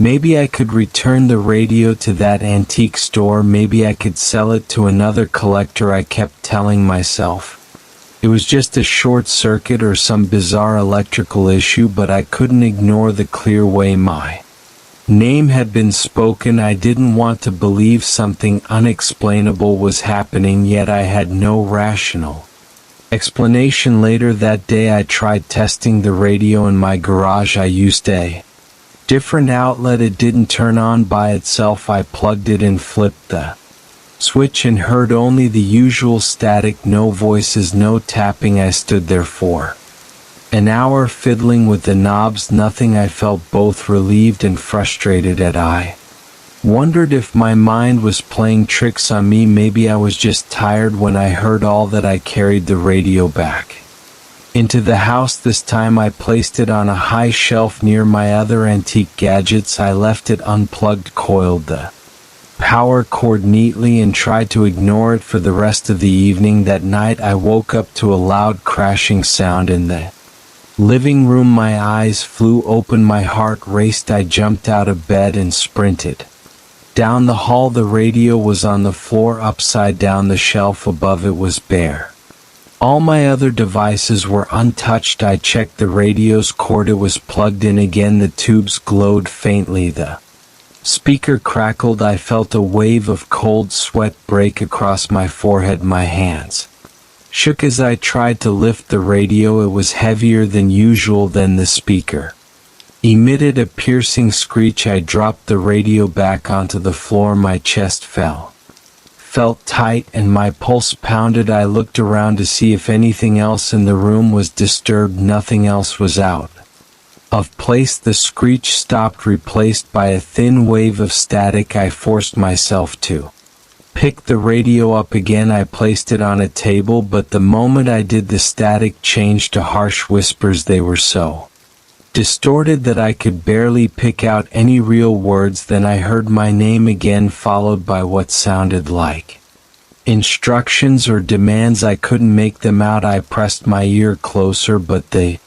volume spiked and I jerked back. A trickle of sweat dripped down the side of my face. I felt my throat tighten. My mind raced. I paced around the room. I unplugged the radio, but the tubes stayed lit for a few seconds before they faded. When they finally went dark, I exhaled. I was drained and furious. I couldn't understand why this kept happening. I unplugged every electronic in my house, hoping to stop any chance of interference. I even flipped some breakers off, leaving only essential power on. I put the radio in my garage, deep in a corner near some dusty shelves. I left it there and went back inside. My entire body felt stiff. My breathing was shallow. I locked every door behind me. Over the following nights, the radio turned on by itself, always around midnight. It didn't matter if it was in the garage or in a locked closet, it would show up somewhere else.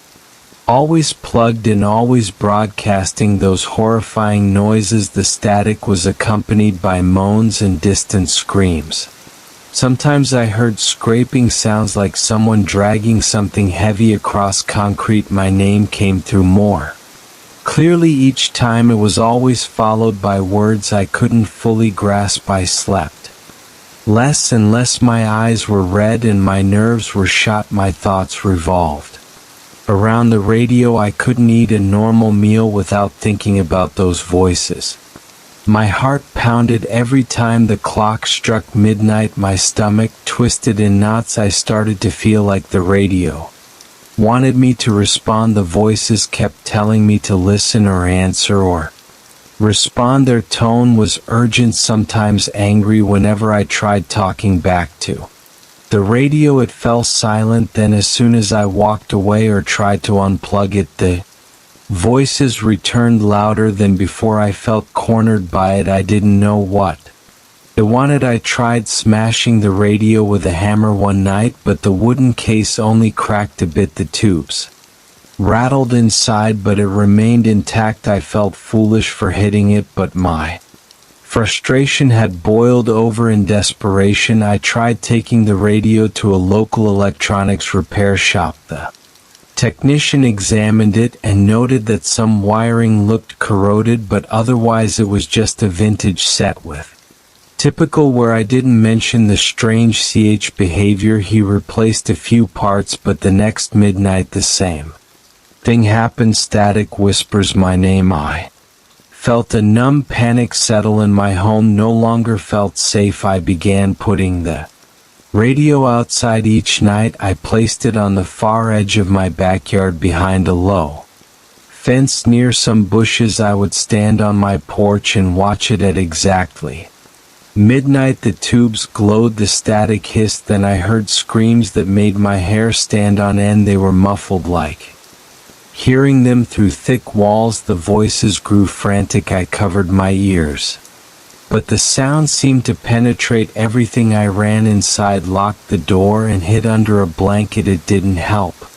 The screams didn't stop until around 12:30 in the morning, when I finally went back outside. The radio was dark and the cord was still coiled neatly beside it, but I felt shaky and cold even though the night was warm. I tried ignoring it for a while. I stayed at a friend's place for a couple of nights, but part of me felt guilty about leaving my house like that. When I returned, the radio was on. My Kitchen table. The friend I stayed with had no key, so I had no clue how it ended up there. The radio's case was scratched, and the speaker fabric was torn in one corner, but it was silent. I stood there for a long time just staring at it. My legs felt weak and I had this hollow ache in my chest. I wanted to smash it to pieces. I wanted to set it on fire, but I couldn't do it. Something in me still cared about the fact that it was a rare piece, and maybe I was afraid that even that wouldn't stop at the antique shop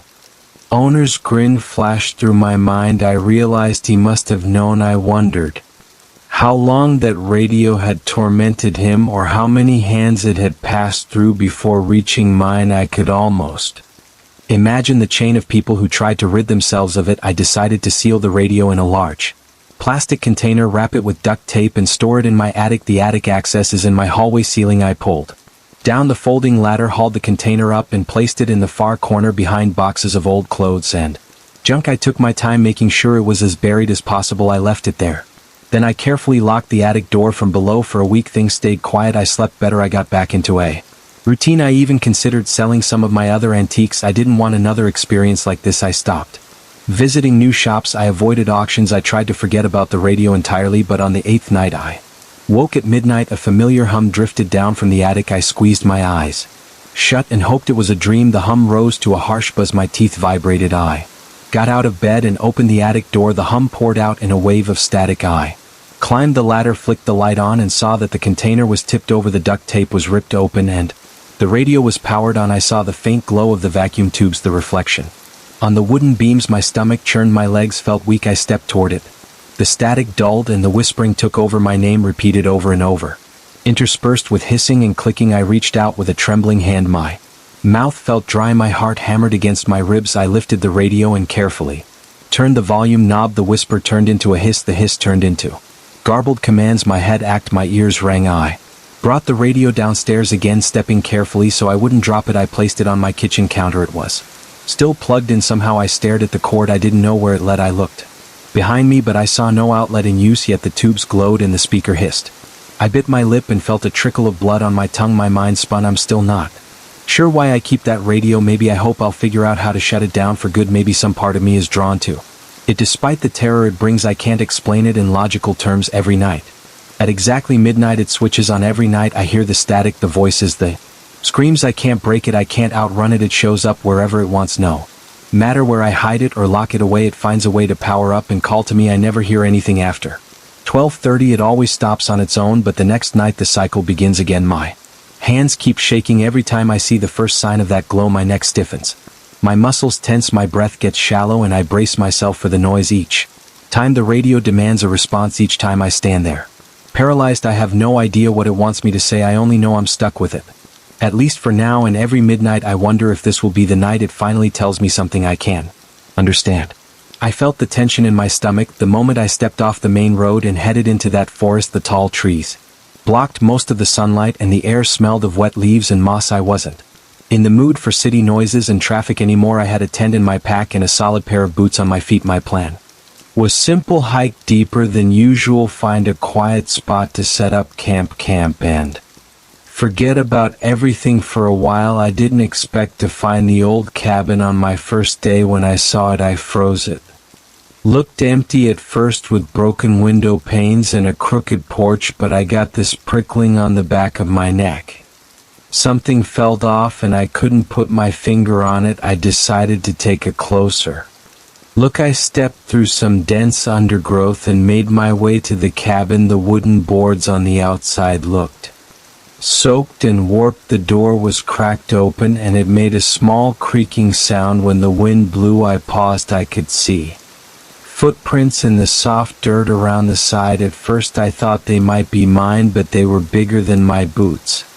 They formed a clear path toward the back of the cabin. I stood there a bit uneasy, not sure if I should call out or keep quiet. Eventually I decided to walk around, but I didn't shout or make any noise. I wanted to see if anyone was there without drawing attention. I circled the place.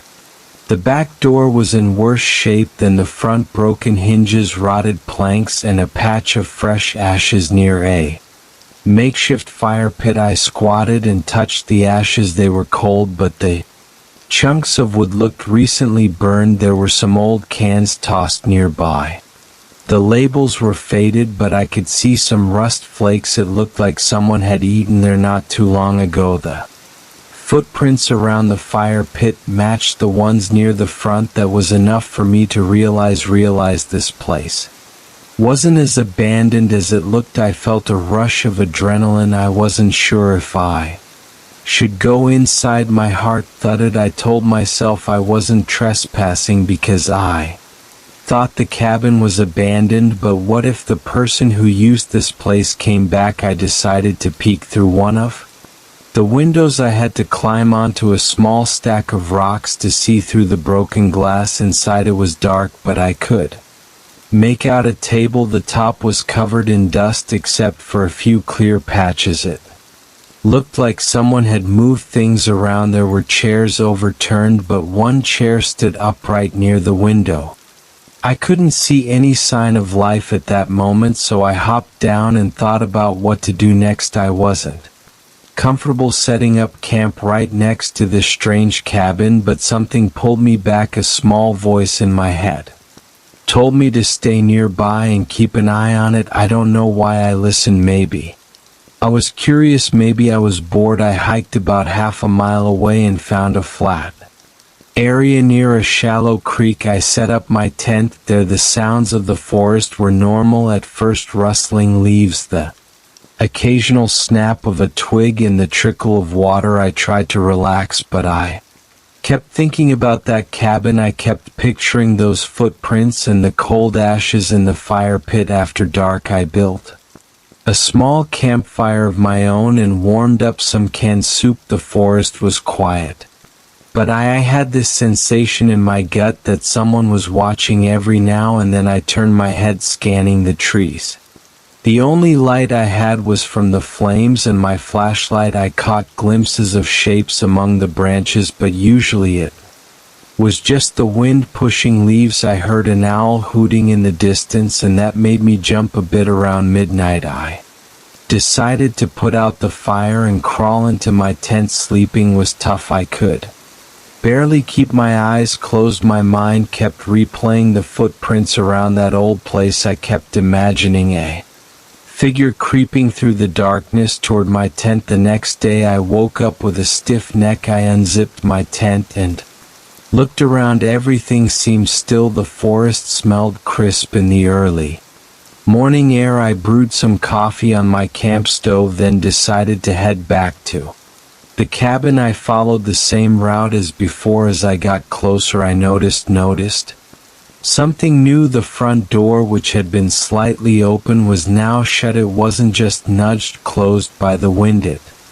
looked like someone had actually pushed it until it latched. That fact gave me a sudden jolt. I made my way to the side window and looked in again. The chair that had been near the window was now pushed over to the table. There was a piece of cloth on it. It looked like a torn shirt sleeve or a rag. I leaned in and squinted. I didn't see anyone inside. I decided to try the door. It opened without much effort. The inside smelled damp and the floorboards creaked under my weight. Dust floated in the light that came through the cracks in the walls. On the table I noticed an old lantern and a few melted candle stubs. There was a small stack of newspapers on the floor, but they were torn and moldy. I took a few steps further. In the cabin had two rooms: the main room where I stood and a smaller room in the back. I could see the opening to it, but it was dark. The door to that room was halfway closed. I felt sweat forming on my forehead. My breath caught in my throat. I stood still and listened. I heard a faint tapping noise. It sounded like it came from the other room. I felt my pulse quicken. I whispered hello, but got no response. The tapping stopped. My stomach churned. I thought about turning around and leaving right then, but I forced myself to move. My boots squeaked on the old floor. I reached the doorway to the second room and peeked inside. It was smaller than I expected. There was a narrow bed frame with no mattress, just some springs and rotting fabric. There was a window on the far wall, and it was missing a pane of Glass the wind made it rattle. That must have been the tapping sound I heard.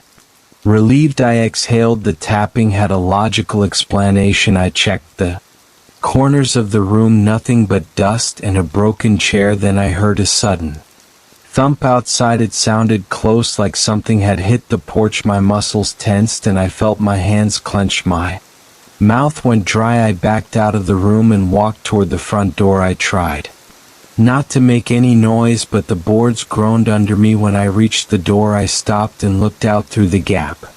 I didn't see anyone, but I heard a rustle in the bushes. It was a brief sound, then silence. I took a quick step onto the porch. My heart pounded in my ears. I stared at the tree line, scanning for movement. Nothing stood out. I stepped down off the porch and saw fresh footprints again. This time they seemed to circle the cabin. I looked at them closely. They weren't mine. I could see the pattern of a different boot sole. I followed them a few yards and they disappeared into the thicker brush. I felt uneasy, almost nauseous. I realized I wasn't alone out there. Someone else was wandering around, hiding. Whenever I got close, I walked back to my camp, my eyes darting left and right. Every snapping twig made me flinch. By the time I reached my tent, I was sweating. I checked my gear. Everything was where I left it. No signs of intrusion. I told myself maybe I should pack up and leave, but I felt this strange urge to stay. I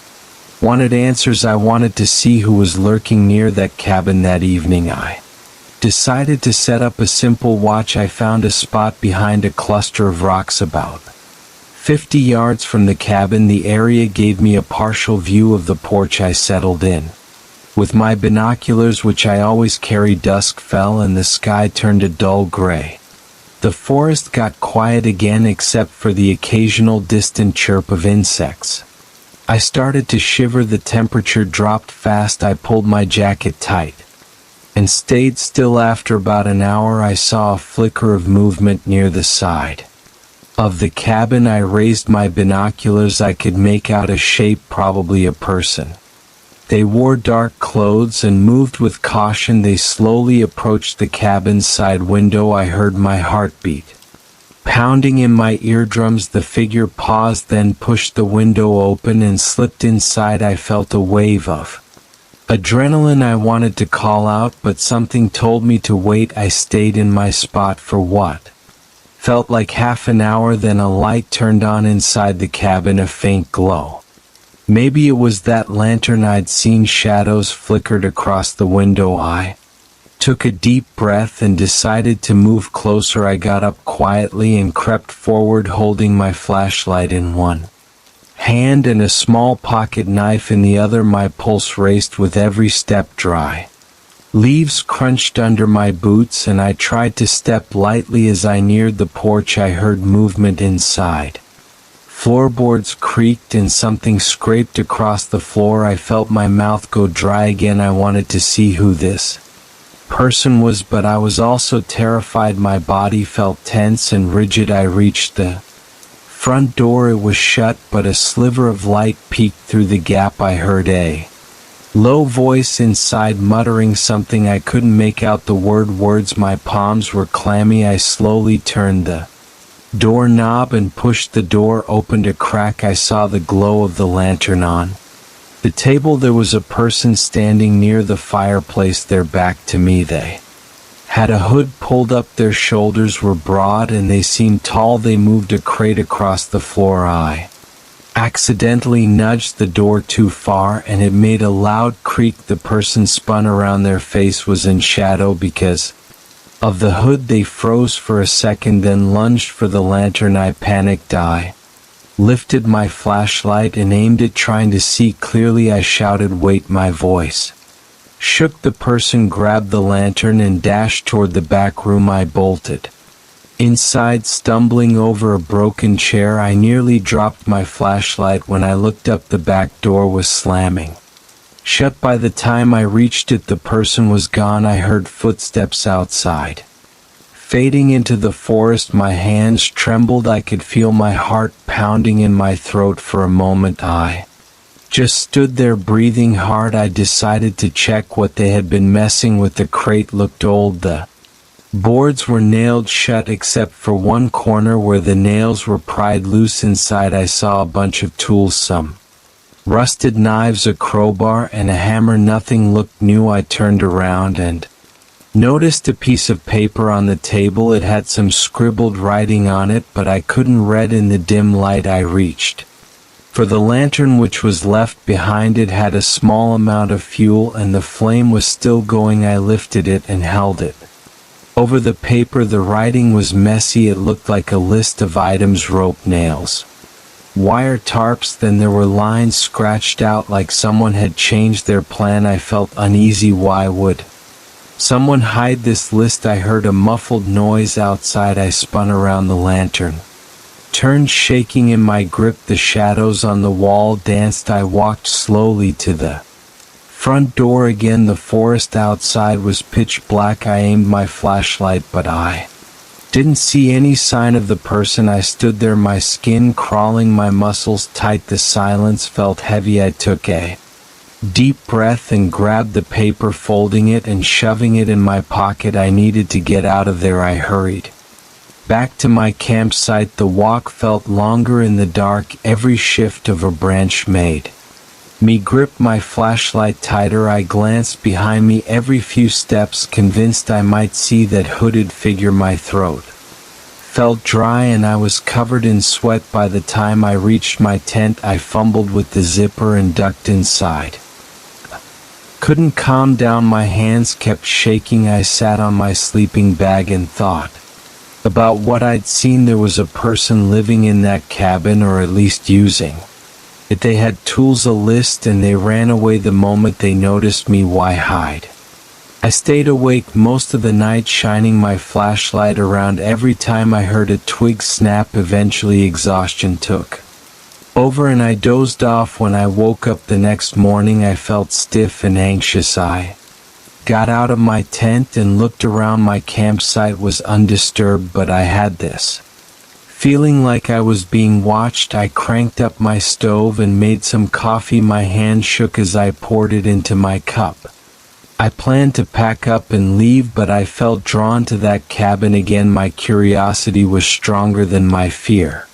Around mid-morning, I grabbed my gear and walked back toward the cabin, but with caution I moved slowly, stopping every so often to listen. The forest was still. When I reached the edge of the clearing, I crouched behind a thick tree trunk. The front door of the cabin hung open, swinging gently in the breeze that made my heart pound. I waited for a while, scanning the windows. After several minutes, I stood up and approached. I stepped onto the porch, half expecting someone to leap out. Nothing happened. The inside looked empty at a glance. The lantern was gone from the table, and the crate was also missing. I walked around the cabin looking for footprints. I saw fresh ones leading away from the back door, heading deeper into the forest. I decided not to follow them. My gut told me I wasn't prepared for what might happen if I did. Instead, I stepped inside. One more time. The place felt colder than before. The list of supplies I had taken was still in my pocket. Without the lantern, it was too dark to see much, but I noticed the floor was swept clear. In one area near the fireplace, someone had cleaned up in a hurry. I realized this wasn't just a random squatter. They had some sort of plan, and I was in the way. I felt a chill run through my arms. I left quickly. My pulse didn't settle down until I was back on the main trail. I decided to cut my trip short. That forest didn't feel safe anymore, and I didn't want to confront whoever that was. I couldn't shake the feeling that I was never alone. From the moment I set foot near that cabin, even as I walked out of the woods, I heard faint snapping branches behind me. I kept looking over my shoulder, but I never caught another glimpse of the hooded figure. By the time I reached my car, I felt drained. My clothes were damp with sweat and my legs were sore. I just climbed and locked the doors and gripped the steering wheel. My heart was still racing. I left that place, but I can't stop thinking about it. I can still picture the footprints around the fire pit, the cold ashes and the shadowy figure slipping into the cabin. I can still feel the jolt in my chest when the front door creaked open under my hand. Every time I recall that scene, I feel the tightness in my chest. Something about that forest and that cabin feels wrong. I'm not sure I want to go back, but there's a part of me that craves an explanation. Right now I can't find one. All I know is that whoever is out there doesn't want people snooping around, and I was snooping too much. I doubt I'll ever forget the way my stomach twisted when I heard those steps outside. It's a feeling that's going to stay with me no matter how long I try to push it away. I realized something was wrong on my third night in that apartment. I was lying in bed trying to fall asleep when I noticed thin cracks on the wall across from me. They weren't there the night before. They ran in jagged lines that seemed to trace some pattern. At first I blamed the poor lighting. I got up, turned on the lamp, and stared at the wall. The cracks were definitely there. They looked like they had formed recently, and I felt a jolt of worry in my stomach. I tried to shrug it off. The building was old, and old buildings have cracks. I remember telling myself to calm down, but my mind wouldn't settle. I had moved into that place because the rent was cheap. The building was made of these dark stones that gave it a grim look. The lobby had uneven tiles, and the hall smelled musty. My apartment was on the third floor. It had thick walls and small windows, so it felt cramped, especially at night. The first thing I noticed when I came in was the heavy front door. It squeaked whenever I opened it, and the hinges felt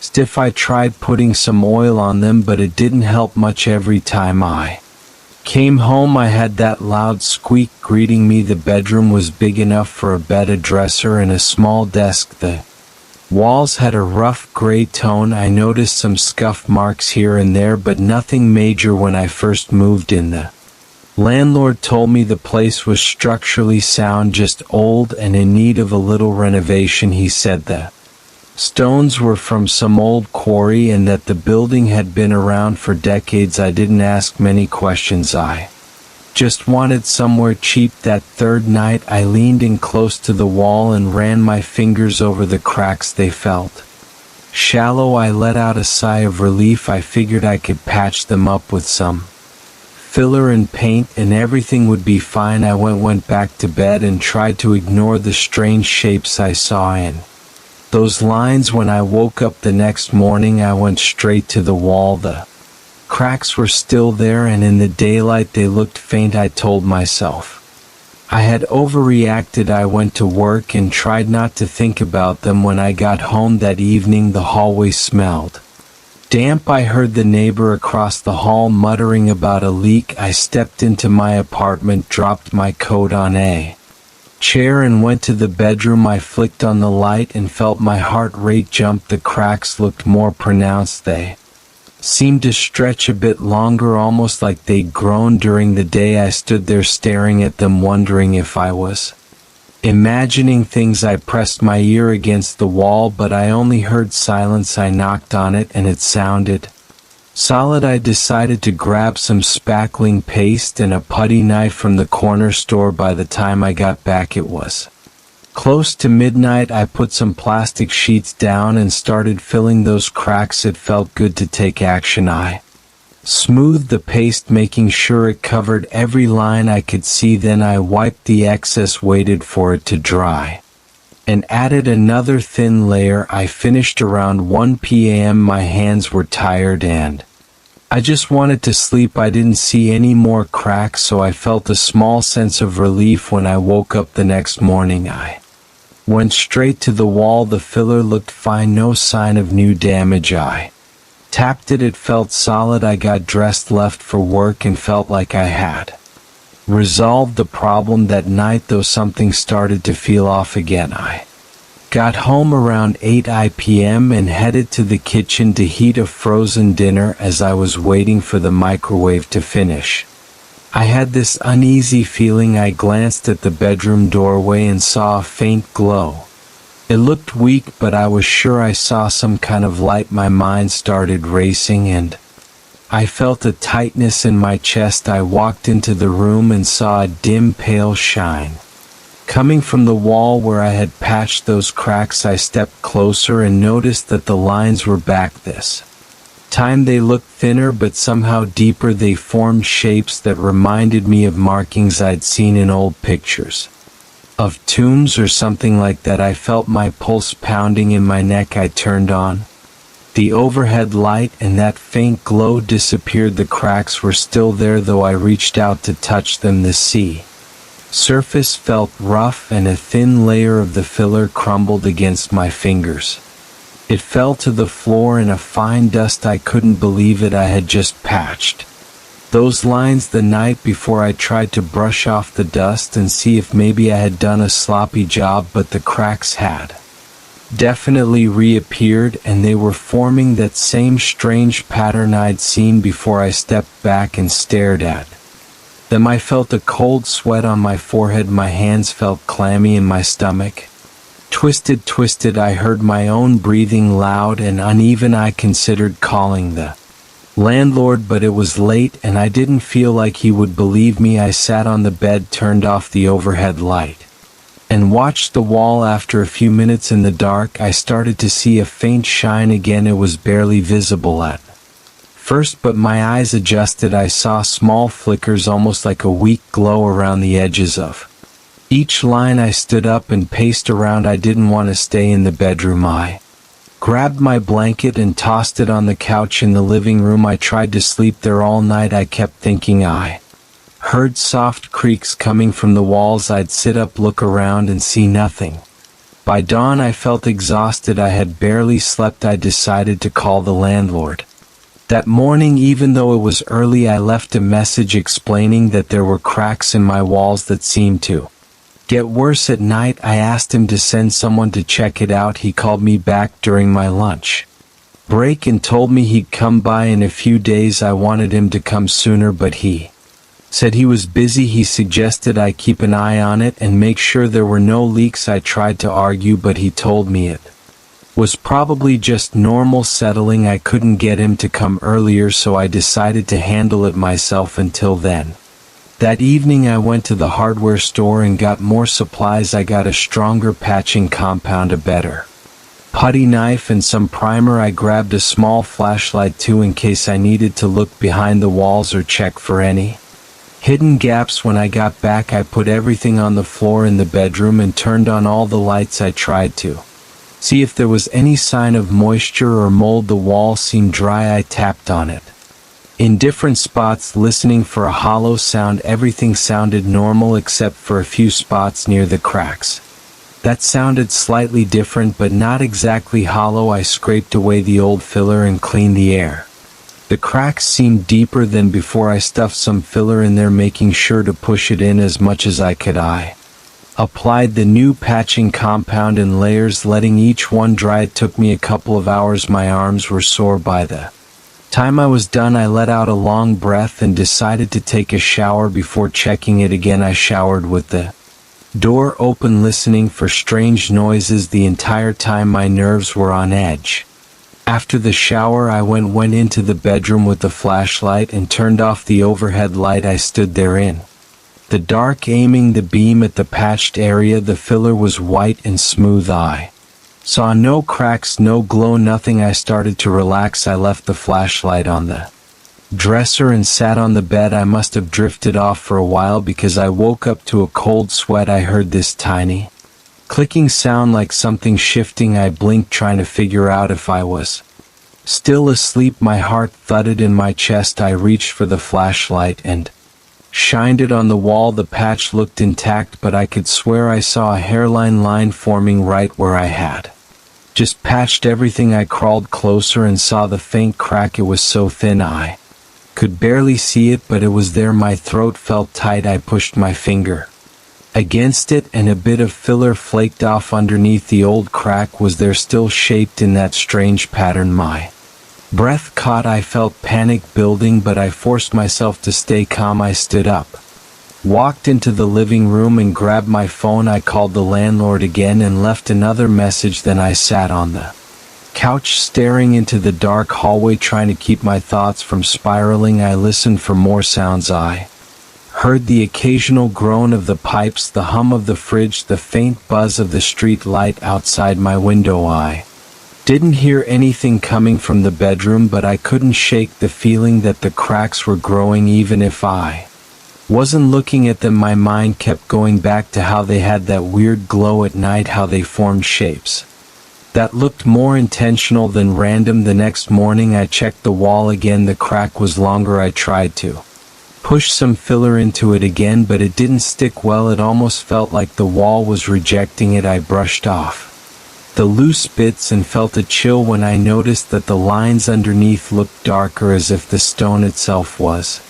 exposed. I took a picture with my phone, hoping to have some proof for the landlord. The patterns in the crack looked even more pronounced in the photo. I went to work and spent the day feeling uneasy. I thought about going to a friend's place, but I didn't have any close friends in town. I had moved here for a job and hadn't socialized much yet.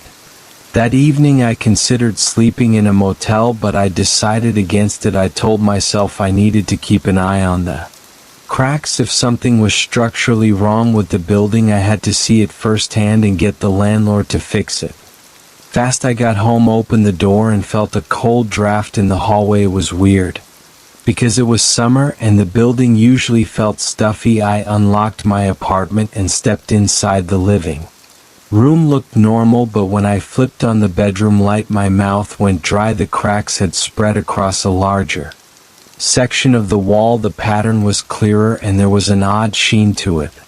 It wasn't bright, it was more like a dull, eerie reflection. I moved closer and noticed a slight pulsation. I can't explain it well, but it looked like the edges of the cracks shifted or quivered. My head felt light and I had trouble focusing. I set down my bag, grabbed my flashlight, and shined it on the wall. The beam picked up a faint glimmer in those lines, like something in there was reflecting the light. I heard a soft scraping sound. It made the hair on my arms stand up. I took a step back. My heart pounded so hard I could hear the blood rushing in my ears. I swallowed a lump in my throat and stared at the cracks. I felt this urgent need to leave, but I also felt stuck. I couldn't just abandon my apartment. I heard a knock on the door. I jumped, my pulse spiked, and I rushed to the living room. It was my neighbor from down the hall. He asked if I had seen any signs of a leak because he'd found water damage in his unit. I shook my head and told him that there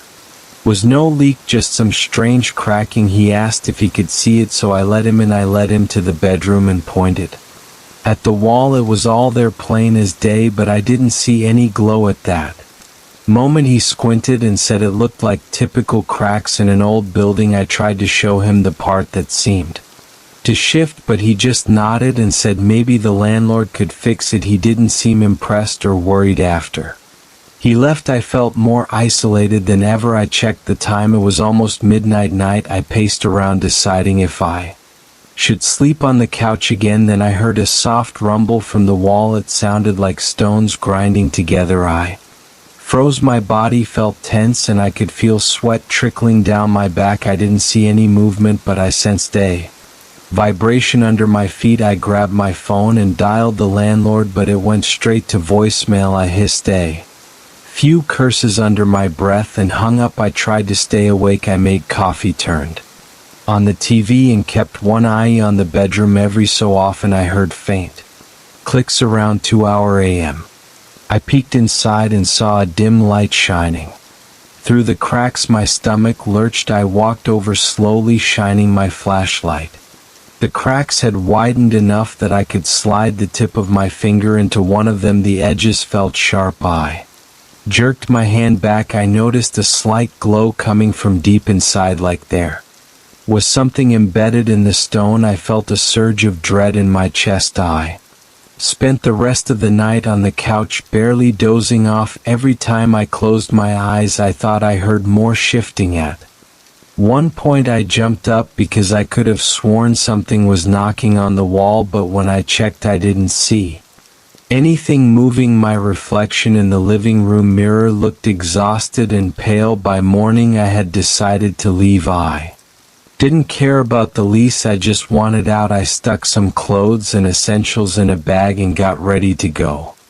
But before I left, I went to the bedroom to take one last look. The cracks covered nearly half the wall, branching into more patterns. A section near the ceiling had started to crumble, leaving small bits of stone on the floor. The sight made my heart pound. I felt certain that if I stayed any longer, something terrible would happen. I grabbed my bag, slammed the door behind me, and rushed downstairs. As I passed through the lobby, I heard a low groan from the walls. I didn't look back. I left the building and felt a weight lift off my chest the moment I stepped onto the sidewalk. I still don't know what was behind those cracks or why they kept expanding. I didn't care. I only cared about getting away. I checked into a cheap motel that morning and planned to fight with the landlord later. Every time I think about it, I feel a chill that won't go away. I can't explain it, and I don't want to. That's the end of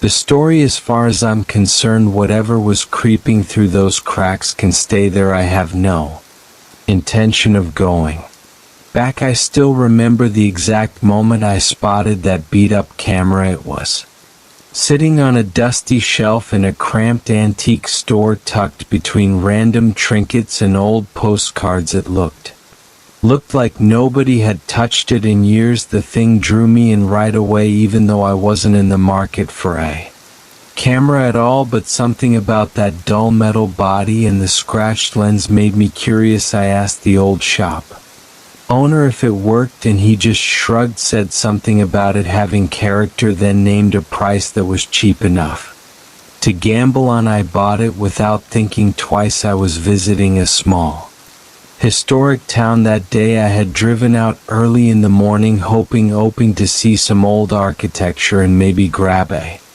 bite at a local diner. I never expected to leave with a strange camera, but once I had it, I felt this strange attachment. I wiped the dust off with the sleeve of my jacket. The brand name was barely visible, but it looked like a 35mm rangefinder from decades ago. The film compartment creaked when I opened it, and there was a faint smell of old leather and musty metal inside. I figured I'd test it out when I got home. That even I bought a few rolls of film from a small photography store not far from my apartment. I remember the cashier asking if I was into vintage cameras, and I told him I was just messing around. He warned me that older cameras can have all sorts of issues: light leaks, broken shutters, you name it. I nodded, but I wasn't too worried. I felt drawn to this camera for reasons I couldn't explain. I loaded the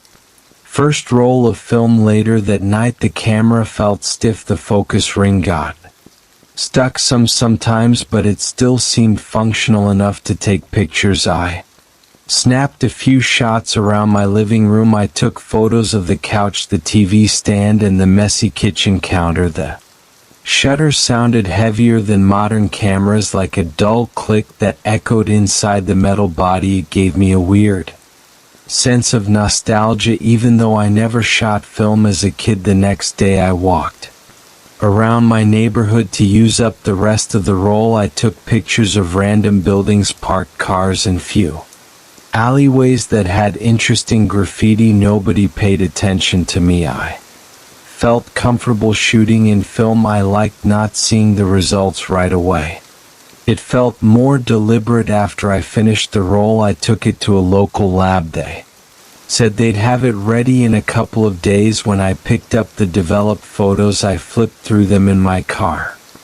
Most shots were pretty standard, grainy images of my furniture, the street outside my place, some random shops, but in each photo I noticed a faint shadow in the corner. It was almost like a smudge. I thought maybe the camera had a light leak or some defect. At first I didn't think much of it, but as I looked more closely, it started to look like a human silhouette. It was barely visible, but it seemed too defined to be a random smudge. My stomach tightened. I tossed the photos on the passenger seat and drove home. At home, I spread the prints on my kit table. I looked at them under the overhead light. In some the shadow was just a faint blur, in others it had a more distinct outline like shoulders or the shape of a body. I shook my head, telling myself it had to be some weird camera flaw, but a little voice in the back of my mind kept saying this wasn't normal. I felt a chill in my arms and I decided to ignore it for the time being. I shot another roll of film. The next day I went to a nearby park hoping to test the camera in better lighting conditions. I tried different angles, played with the focus, even adjusted the shutter speed. I wanted to see if the camera's defect would show up again. When I got the second roll developed, my hands felt shaky flipping through the prints. Sure enough, the shadow was there in every shot, usually in the bottom corner or off to the right side, and it was clearer this time. I could see what looked like a hood. It made my skin crawl. I studied the pictures one by one. The figure was always far enough to be overlooked at first glance, but once I noticed it, it was impossible to ignore. I felt a heavy knot in my stomach. I told myself it was just a trick of the light or an internal reflection, but it looked too much like a real person. I decided to see if it was a problem with the lens, so I took the camera to a repair shop. The guy there examined it. He said the lens had some scratches. The shutter was worn, but there was no obvious reason for a recurring shape in every photo. He suggested I try a different roll or maybe a different brand of film, so I bought some more film from him and walked out. That evening I tried something else. I taped up the camera's edges with black electrical tape, thinking maybe there was a light leak somewhere. I loaded the new roll and stayed in my apartment snapping random pictures of the hallway, the bathroom mirror, the closet, the laundry pile. I tried angles with no direct light source. I tried flash photography. I tried everything I could think of. After I finished, I had the roll developed at a nearby 24-hour lab. When the price came out, my heart sank. The shadow was there in every picture. It seemed a bit closer, and the shape of the hood was more defined. My throat felt tight. I sat in my car for a while with the prints in my lap, my palms sweating. I didn't know what to do. Over the next week, I noticed I was feeling on edge. At first I thought it was just stress from work, but I started feeling a presence behind me everywhere I went. It was subtle, like a tiny pressure on my shoulders. Sometimes I felt a faint brush of cold air near my neck. Other times I thought I heard quiet footsteps behind me when I walked down the hallway of my apartment building. Every time I turned around, there was nobody there, but the feeling wouldn't go away. I tried ignoring it, but it got worse.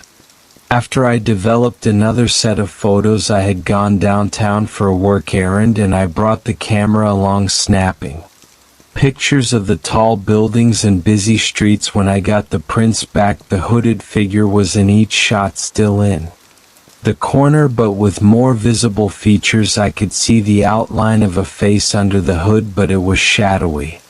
My heart thumped in my chest. My hands felt clammy. It seemed insane to keep using this camera, but I had this compulsive urge to figure out what was happening. I couldn't just toss it away.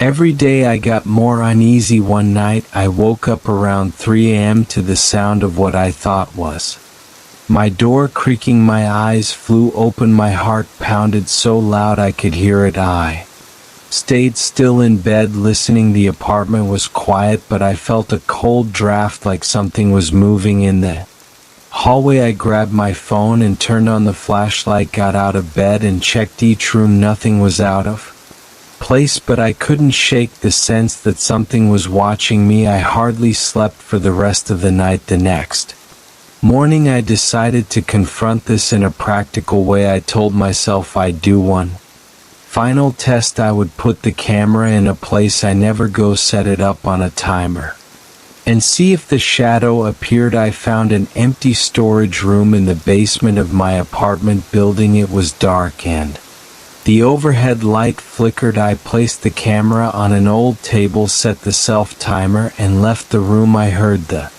shutter click from outside. After waiting a moment, I went back and removed the film and took it to get developed. Right away when I picked up the pictures, my stomach twisted. The hooded figure stood in the middle of the frame, staring straight at the camera. I couldn't see eyes, but I felt them. It looked tall. The edges of the hood were frayed like old fabric. My hands trembled. This wasn't a trick of the light. It wasn't dust in the lens. I felt a surge of panic flood through me. I rushed home, locked my door, and sat on the couch flipping through the pictures again and again. My heart wouldn't stop racing. From that point on, my entire apartment felt suffocating. I heard faint knocks on the walls at random times. My lights flickered once or twice, though I couldn't be sure if it was just faulty wiring. I kept checking over my shoulder. Every few minutes my chest felt tight, and I realized I was barely eating. Every time I heard a noise, I jumped. I stayed up late, not wanting to go to sleep. I even stopped bringing the camera outside. I stuck it in a box, shoved it in my closet, and told myself I was done with it, but the presence didn't fade. One morning I was brushing my teeth and I saw a shape move behind me in the bathroom mirror. I spun around, toothpaste dribbling from my mouth, but the bathroom was empty. My reflection looked pale and scared. I could see the sweat on my forehead. Even though it wasn't hot, my hands shook. I rinsed my mouth, turned off the light, and hurried out. A wave of dread filled my stomach. It was a gnawing feeling that something was in the apartment with me. I tried to distract myself by focusing on work. I took my laptop into the living room and sat on the couch. My job involves spreadsheets and emails, so it's usually enough to keep me occupied, but my mind kept drifting to the camera and the photos. I kept seeing the hooded figure in my head. I even tried to watch random videos online to calm down, but my nerves were shot. Every little sound made me jump. The sound of the refrigerator kicking on caused me to clench my jaw. My phone buzzing made me almost drop it. That evening I decided to do something drastic. I walked into my bedroom, grabbed the box with the camera inside, and stuffed it in a plastic grocery bag. Then I took it down to my car. I started driving, not sure where to go. Eventually I found a big dumpster behind a strip mall. I parked next to it, got out, and tossed the bag in with the rest of the trash. My hands were shaking the whole time. I felt a rush of relief, but it was mixed with fear. I had no idea if this would actually help, but I didn't know what else to do. For a moment I stood there by my car, listening to the sounds of distant traffic. The night air was cool and there was a faint smell of garbage in the air. I closed my eyes and took a deep breath, trying to calm down. Then I got back in the car and drove home, trying not to look in the rearview mirror too much. I kept imagining the hooded figure sitting in the back seat. When I got home, I checked every room. I listened carefully. Nothing seemed out of place. I felt a bit lighter. I ordered some takeout and ate in silence, barely tasting the food. My appetite was weak, but I forced myself to eat. Then I fell onto the couch and flipped through channels on the TV until I dozed off around midnight. The next day I woke up and realized I hadn't heard any strange noises during the night. I took that as a good sign. I even left my apartment to get coffee. For a moment I felt normal, but while I was waiting in line I got this uncomfortable feeling like someone was standing too close behind me. I turned around and saw nobody there. My heart rate spiked anyway, and my shirt felt damp against my back. I shook my head, trying to shrug it off, and got my coffee. The rest of the day felt tense.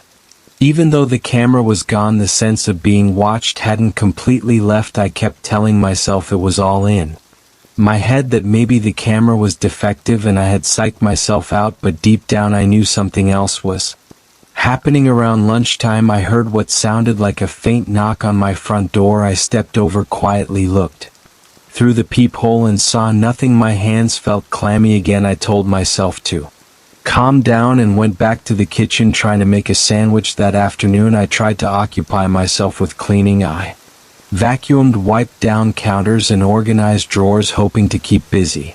The tension lingered in the back of my mind. When evening came, I tried watching a movie. Halfway through, I realized I felt that presence again, like a weight on the back of the couch. My neck prickled and I paused the movie to look around. The living room was dim, lit only by the TV screen. My heart thumped. I sat there in silence, listening. No footsteps, no tapping, just my own breathing, but I couldn't shake that cold sensation on my arms. I decided to turn in early. I brushed my teeth, turned off the lights, and crawled into bed. My chest felt tight, and I stared at the ceiling, replaying the events of the last few weeks in my mind. I wondered if the figure had attached itself to me somehow, even without the camera. Maybe it was here. My muscles tensed up, and I had trouble sleeping. Every time I started to drift, I'd jerk awake, sure I heard something. Eventually, sheer exhaustion overtook me. It's been a few days now. I haven't developed any new film, obviously, and I haven't seen the camera, but I still feel a presence. Sometimes I catch movement in the corner of my eye. Other times I hear a soft shuffle in my apartment. I keep telling myself it'll fade. I keep telling myself this whole thing was some weird illusion caused by an old messed up camera, but every so often I feel like someone is standing right behind me, even if I'm just walking to the mailbox. I wish I had a better explanation for any of this. I don't know what that hooded figure is or why it showed up in my pictures. I don't know if I'm dealing with something supernatural or if my mind is playing tricks on me. All I know is that my hands still shake when I think about those photos, and even though I threw the camera away, I can't escape the uneasy sensation that the figure followed me. I'm just trying to get through each day without letting the fear consume me. I keep hoping it'll leave me alone, that maybe by discarding the camera I severed some kind of link. But every time I sense that cold presence, I worry it might be trying to reach out from wherever it came from through me, but I tried to ignore it. I found a small rock near my foot, picked it up and tossed it in. I expected to hear it hit water or something solid. Instead, I heard a low muttering sound that echoed up to me. It didn't sound like splashing or a normal echo. It sounded like multiple voices buried under the earth. My stomach clenched. I thought maybe I was imagining it. I shined my flashlight down the well, but I couldn't see the bottom. It was just black. The stone walls reflected the beam for a short distance, but then it disappeared into darkness. I tried to listen more carefully. I couldn't pick out words, but the tone reminded me of muffled chanting. It made my head spin for a moment, and I leaned away from the well. I remember muttering something like, "What the hell was that?" Then I called out, "Hello." My voice echoed back a bit, but I still heard that deeper sound underneath, like a background noise. I stood there uncertain. I looked around, but I didn't see anyone else on the property. The cows had moved farther away, and there was no sign of Richard. The first told myself the sound was probably the wind hitting some pipes or an old drain at the bottom. I decided to head back to the house. Inside, I didn't mention the weird noise to Richard. The first felt a little silly. We made small talk, and then he went to bed early. I stayed up in the living room reading a magazine under a dim lamp. The night was quiet except for the occasional squeak of the windmill and a few crickets outside. Around midnight, I got up and headed to the guest room. I remember tossing and turning, feeling restless. My mind kept replaying that strange murmur. Eventually I drifted off for a couple of hours, but then a distant sound pulled me out of my sleep. It was a deep rumbling, almost like the engine of a large truck, but it wasn't coming from outside on the road. It felt like it was coming through the ground. I blinked, sat up, and strained my ears. The noise faded. I felt a heavy sensation in my chest, like I was on alert for something. I couldn't fall back asleep. In the morning, Richard left early to check on his other property in a nearby town. He told me to make myself at home, so I had the whole place to myself. I spent the afternoon walking around the fields, checking out the barn, feeding the cows from behind the fence. I kept glancing at the well, but I didn't go near it. By late afternoon, the sun was getting weaker, and I felt a sense of unease coming on. My body felt tense, and I kept rubbing my arms to shake off the feeling. I made a quick sandwich in the kitchen and ate it. By the window, I could see the well from that spot. It looked like it was waiting for me to come closer. I tried to ignore By nightfall I was alone in the main house with the lights on the guest room. Door was open and I could see my bed from the hall. I tried to watch some TV in the living room, but the screen flickered with static. Sometimes the place felt too quiet for comfort around 9:00 p.m. I heard a shuffling noise outside. I turned off the TV and listened. It sounded like footsteps around the side of the house. I went to the front door and flipped on the porch light. Nothing, no movement. I walked over to the window in the kitchen that faced the well. My heart jumped when I saw something dark moving near the stones. It was a shape, a tall shadow, but I couldn't make out features. I grabbed a flashlight and stepped outside onto the porch. The windmill squeaked and the night air felt colder than before. My flashlight beam cut across the yard. I saw the well. I saw the broken plank on top of it. I didn't see anyone or anything standing there. The yard was empty. I felt my pulse pounding in my ears. I wasn't sure if my eyes had played tricks on me. I waited a few minutes, then went back in and locked the door. I double-checked the back door too. I wasn't used to locking everything on a farm, but I felt exposed. Eventually I tried to calm down and go to bed. Once again I had trouble sleeping. A few hours later I heard that low rumble again, coming up from the ground. Then I heard a faint murmur like the one I heard at the well. My chest tightened and I felt a knot in my stomach. It was as if I could hear those indistinct voices in my head, even though my ears weren't picking up anything clearly. I lay in bed sweating, staring at the dark ceiling. Then a slow scraping sound traveled along the outside wall of the guest room. It stopped near the window. I wanted to get up and look, but I was afraid of what I might see. The next morning I found muddy smears on the outer side of the guest room window. They were shaped like handprints, but they were too elongated. The shape was irregular, like someone had dragged their palms down the glass. My heart hammered when I realized there were no footprints around the window. The ground was a bit wet from dew, but it wasn't disturbed. It didn't make sense. I felt a strong urge to call Richard and tell him I was leaving, but I also felt stubborn. I didn't want to run away from something without a clear explanation. I told myself I would spend one more day there to see if I could figure out what was going on. I stayed away from the W. During the day I spent most of the time in the barn looking through old boxes and equipment. I found an old spool of rope, rusted tools, and broken wooden boards. The barn smelled like mold and stale hay. In one corner I found a crate filled with old nails. Everything seemed normal in the sense that it was just typical farm junk, but I couldn't shake the feeling that something was watching me. A few times I turned around quickly, expecting to see someone. There was never anyone there. By late afternoon I was tired and sweating. I decided to go back inside and take a shower. The water pressure was weak and the pipes rattled. After I got out I stared at my reflection in the bathroom mirror. My eyes looked bloodshot and my shoulders felt tense. I heard a thud outside, so I grabbed my jeans and t-shirt and went to check. The sun was still up, but clouds covered most of the sky. I didn't see anything near the house. Then I saw movement by the well again. I stepped onto the porch with my shoes half on and I walked toward the well. My heart was beating so hard that my chest felt tight. As I moved closer I noticed a flicker of a shape moving around the side of the well, like it was circling it. I called out, "Who's there?" I got no answer. I decided to approach the well directly. When I reached it I heard a low hum coming from inside. I leaned over the edge. The broken plank on top was pushed aside. The hum sounded like a deep moan. My palms were sweating as I held the flashlight with one hand. I pointed it down, but again I saw nothing but the stone walls descending into darkness.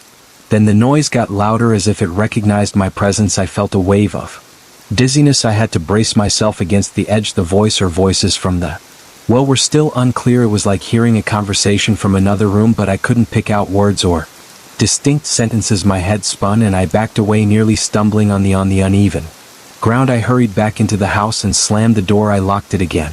Breathing hard I went to the kitchen table and sat down, trying to make sense of it. My pulse wouldn't slow down. I kept thinking about that figure I saw. It was tall and shadow-like, and it seemed interested in the well. I noticed it mostly around dusk or after dark. I felt certain that something was drawing these shadows to the well. Maybe they were coming from the well at myself. I didn't know how to prove that, and I didn't want to investigate it alone at night. I decided I would stay awake and keep watch. I made a pot of coffee, found a chair that I could place near the living room window, and waited. Around 11 p.m.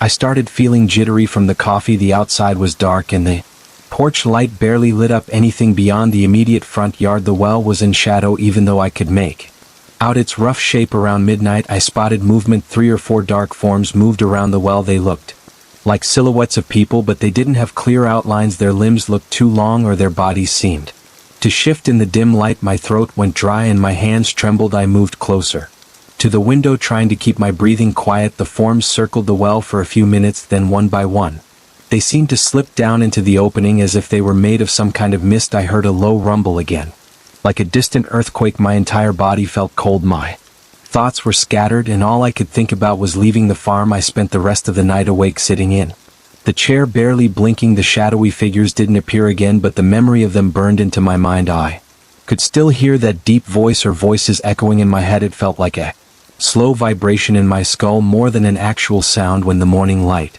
finally crept in and I was exhausted, I didn't even bother to eat breakfast. I sent a text to Richard telling him I had an emergency back home and needed to leave. He said he understood and that he'd be back later in the week. I packed my bag in a rush. I tried not to look out the window at that well. I felt dizzy and nauseous, as if I'd been sick with the flu. My hands shook while I locked the front door. I walked to my car, threw my bag in the trunk, and slid into the driver's seat. Before I turned the key, I heard one more deep moan in the distance.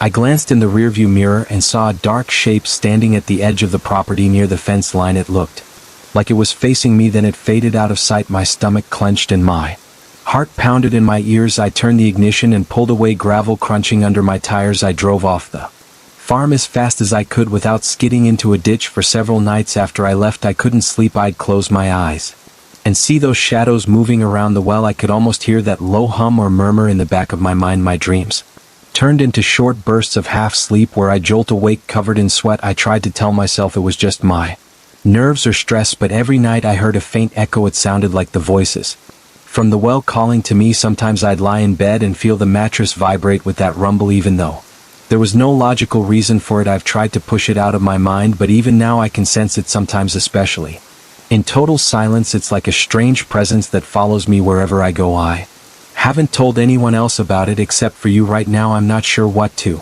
do. Part of me wants to go back to that farm and close off the well for good. Another part of me wants to pretend it doesn't exist, hoping the memories will fade. I can still feel that momentary vertigo I felt when I leaned over the well's edge. I can still feel the cold sweat and hear that chanting. I don't know if it was actually chanting, but I can't describe it any other way. It was a collective murmur that hit me like a pressure wave. My gut twists when I think about it. I don't plan on returning to that place anytime soon. The thought of seeing those shadows again makes my heart pound. I wish I had a normal explanation, but I don't. All I have is what I saw, what I heard, and how it made me feel. That farm turned from a simple weekend getaway into something that changed the way I sleep at night. Now, even when I'm in my own room with the windows locked and the curtains closed, I feel like I'm never truly alone. I keep thinking I'll see a long shadow pass by my door, or I'll hear that muttering voice in the stillness before dawn. It's always right there on the edge of my hearing. That's the truth of it, plain and simple. I went to a farm to relax, and I left with a sense of dread that follows me wherever I go. Even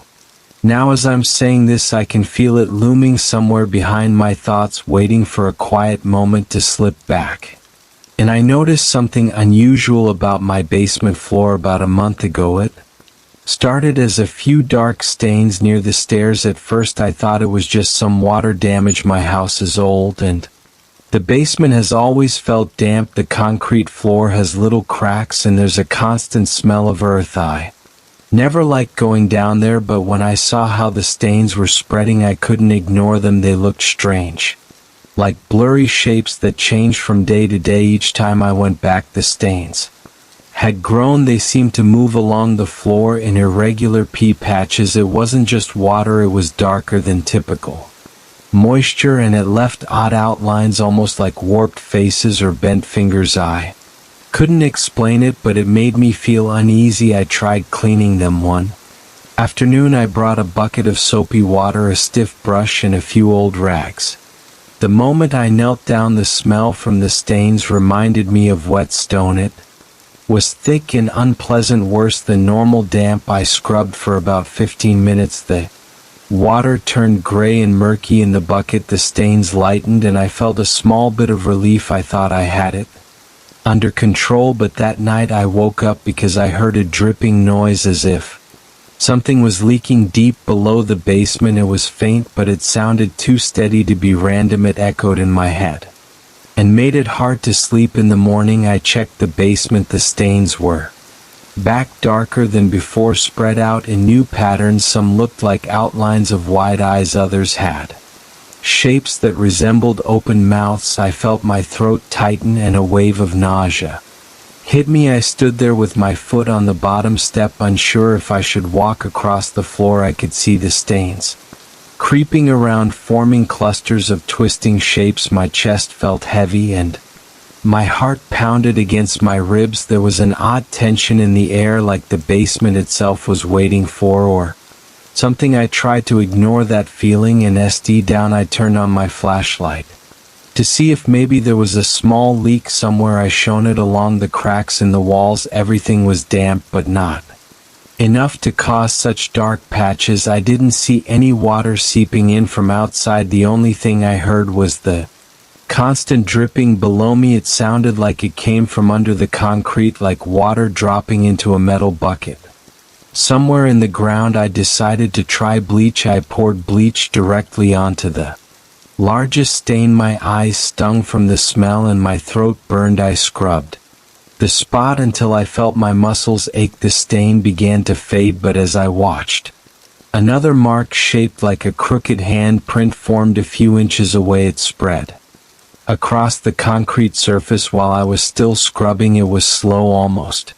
imperceptible, but it inched along, smearing into a black outline. I stopped and stared, my jaw clenched. I remember muttering, "This can't be real," but it was there, plain as day. That night I couldn't stop thinking about the basement. I tried distracting myself by watching TV, but my mind kept drifting back to that drip sound. I imagined it echoing through the pipes or maybe through some hidden cavern under the house. My legs felt restless. I got up, paced around, then sat back down. Eventually I went to bed, but my sleep was restless. My dreams were filled with images of black shapes crawling over my floor. The next morning, I went downstairs again. The stains had doubled in size. They covered most of the area around the center of the basement. A few boxes I'd left on the floor had dark streaks along their edges. The cardboard was soaked, like the black substance had leached into the bottom. I opened one of the boxes to check what was inside. It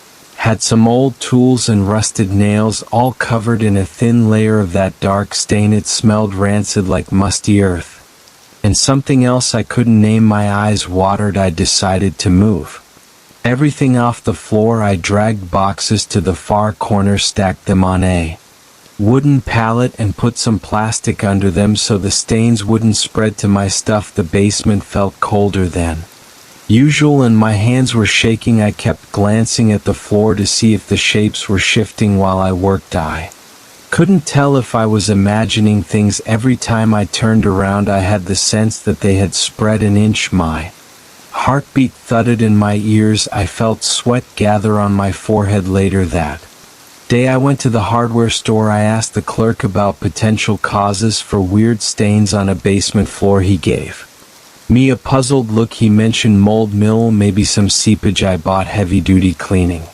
supplies, dehumidifiers, and sealant. I wanted to do a thorough job. I wanted to solve the problem, but a part of me knew this wasn't a normal moisture issue. I just couldn't say that out loud without sounding unhinged. When I got back, I spent hours treating the floor. I wore rubber gloves and a mask. I sprayed every suspicious spot with cleaner. I used a fan to circulate air. I set up a dehumidifier in the corner to try to dry everything out. I felt a small sense of accomplishment.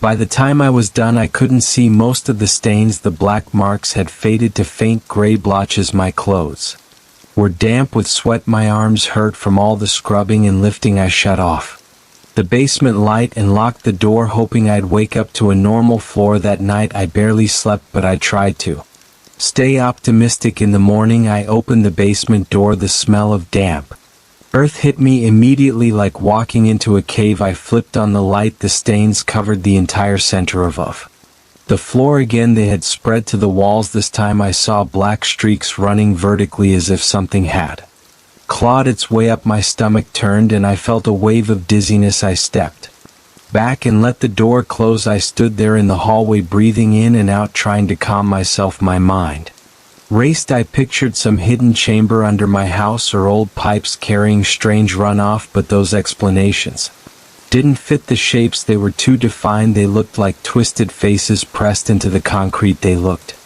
like they were stretching. I decided to shine a bright work light on the floor to see details more clearly. I plugged in the lamp and pointed it at the center of the room. I squatted down, keeping a few feet of distance between me and the largest stain. I could see raised edges, like the concrete had warped in places. The rest of the surface was slightly uneven, and thin cracks formed outlines that resembled eyes and mouths. I reached out and tapped one of the areas with a metal scraper. The concrete surface felt soft, almost spongy. It gave under the pressure of the scraper, and a droplet of black liquid seeped up. I jerked back, nearly dropping the tool. My heart pounded. I wiped the tool on an old rag and watched as a small patch of the floor pulsed with a wet sheen, then went.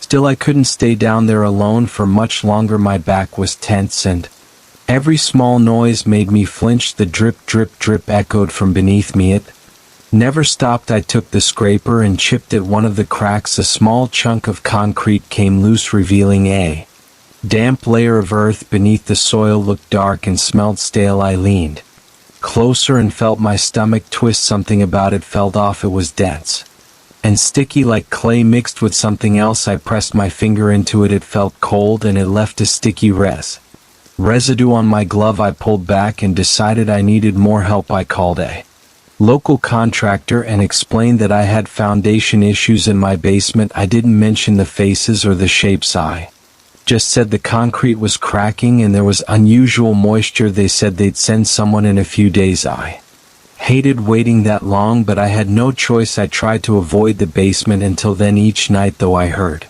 that dripping noise. Sometimes it sounded like soft tapping on metal. Other times it was more like a slow, steady drip. My mind conjured images of something below the house moving around in the soil, pressing against the concrete. On the second night, I decided to check again.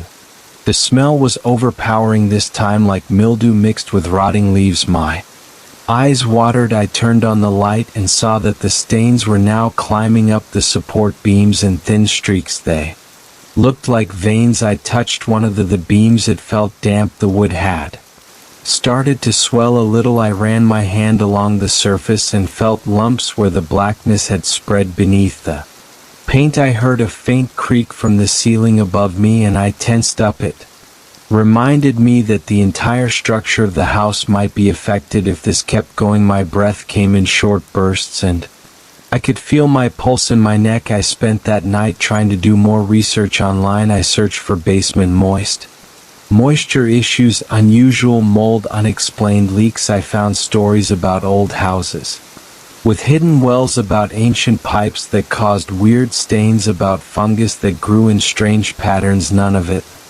matched what I was seeing. I couldn't find a single reference to black shapes that looked like faces. The more I read, the more anxious I got. My mouth felt dry. I drank water, but it didn't help. I had a growing sense that something wanted my attention. I kept seeing those outlines in my head, especially that bizarre hand-like shape near the stairs. When the contractor arrived, I showed him the cracks and the stains, but I didn't go into detail about the shapes. He examined the walls, tapped around with a small hammer, and said the foundation had some issues with water infiltration. He suggested digging around the outside of the house to seal it. He also mentioned that the floor might need to be broken up if there was a serious leak beneath. While he spoke, I kept noticing that the fresh black marks on the floor seemed to fade under the bright overhead light. It was as if they didn't want to be seen. I felt an odd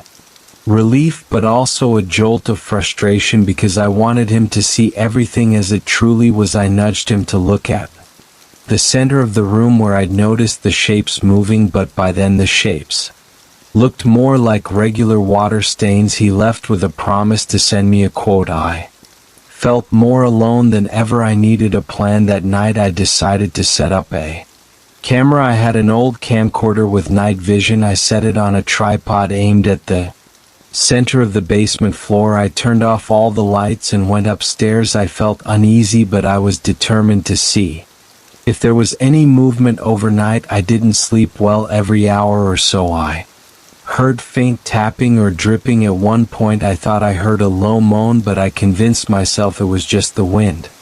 The next morning I retrieved the camera. I fast-forwarded through the footage until I spotted movement around 2:14.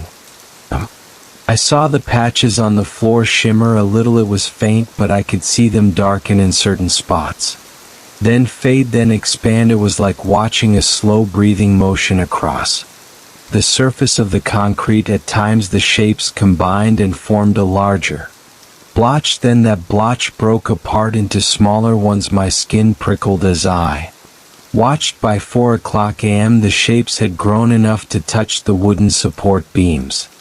I saw them climb an inch or two. My stomach felt sour and my fingers trembled. There was no question that something was happening down there. I decided to confront it. I brought the camera back down, set it to record, and stood in the center of the basement. The floor felt cool and damp beneath my shoes. My eyes darted around looking for any sign of new stains forming. The dripping sound was steady, echoing up from below. My heart thud so loud I could hear it in my ears. I spoke out loud, something along the lines of, "What do you want?" I felt foolish, but the question just erupted from me. The entire room felt thick with tension, like the walls were pressing in. My arms felt weak and my legs shook. There was no response except for the steady drip. I dragged a heavy metal rod across the floor, hoping maybe I'd hear a hollow spot. The sound was dull and muffled, but near the center it turned sharper, like the concrete was thinner. I knelt down and pressed my ear to the floor. I heard the dripping louder. It echoed through the concrete. My breath hitched, my body tensed. It felt like something was right below me, waiting. I grabbed my metal scraper again and started chipping at the surface where I'd heard the change in sound. The top layer was firm, but once I got through a thin crust of concrete, I hit moist soil. It sank in around the scraper, letting out a thick, earthy smell. I kept going, pulling away bits of wet earth. After about 10 minutes I stopped. I wasn't sure if I was opening a path for something to come up. I decided I'd covered enough ground to see something, if there was an actual leak or a pipe. I pointed my flashlight into the small hole. All I saw was black dirt. I touched it with my gloved hand. It felt cold again, denser than normal soil. It almost seemed to vibrate under my hand. My breath caught and I yanked my hand back. I scrambled to my feet. My heart pounded and I felt a chill race up my spine. I stared down at that hole, half expecting something to emerge. For a few moments I just stood there, breathing hard. Nothing moved. The drip continued. I turned off my camera and walked upstairs, locking the basement door behind me. I haven't tried digging deeper. I'm not sure if I want to know what's under there. Each night I still hear that drip. Some nights it's louder, like it's moving up toward the floorboards. Other nights it fades away, leaving me in silence. The stains keep spreading no matter how much I cleaned. I've used strong chemicals. I've tried sealing cracks with cement, and I've even thought about calling the fire department to see if they can pump out any water, but I know this isn't normal water. I can feel something lingering beneath my house. I sense it in the way the air feels heavier. Every time I open the basement door I see it in the new stains that appear where I just scrubbed the day before. My arms tense and my palms sweat every time I step on that last stair. I can't sleep without imagining those shapes twisting across the floor. I can't think of any logical reason for it, but I don't need logic at this point. I just need it to stop. I'm still waiting for the contractor's final word on what to do next. I haven't told anyone else. It's too weird. I keep thinking about that hole. I started to dig. It's not a large hole, maybe a few inches across, but it's enough to remind me of what lies just under the surface. I don't want to break the entire floor without professional help, but I'm scared of what might happen if I just leave it. Sometimes I imagine the stains spreading through the walls and into the living spaces of the house. I picture them creeping up the stairs inch by inch. That's when my chest tightens and my breathing gets shallow. For now the problem stays in the basement. I lock the door, but I know that doesn't really keep it contained. I hear the dripping late at night. I feel the cold dampness in my home's foundation. Every time I take a breath in the living room, I smell a hint of that earth and bleach. I can't escape it. It's in the pipes, in the wood, in the air. It hasn't taken over the rest of the house yet, but I sense it's only a matter of time. I'm hoping the contractor can fix this soon. I'm hoping I can go back to ignoring the basement like I used to, but with each new black shape I see forming on the floor, my hope slips away. I'm left with the reality that something under my house is restless and I have no idea how to stop it. I paused at the threshold and wondered if I should even step inside. The corridor smelled like damp wood and stale air. My flashlight cut through the darkness, showing rows of dusty posters. Each poster looked distorted by age, with corners curled and colors faded into gray patches. I took a deep breath. I was hired to restore this place. I had a job to do, even if every instinct told me I shouldn't linger too long. The old theater felt heavy, like it was holding on to memories I didn't want to discover. Still, I took my first steps and heard my boots echo. I couldn't see much, but the echo made the place feel massive and empty. I pushed forward, thinking I should locate the stage. That was my main goal on the first day. I'm a scenic designer. I deal with sets, backdrops, and every visual element that brings life to a performance.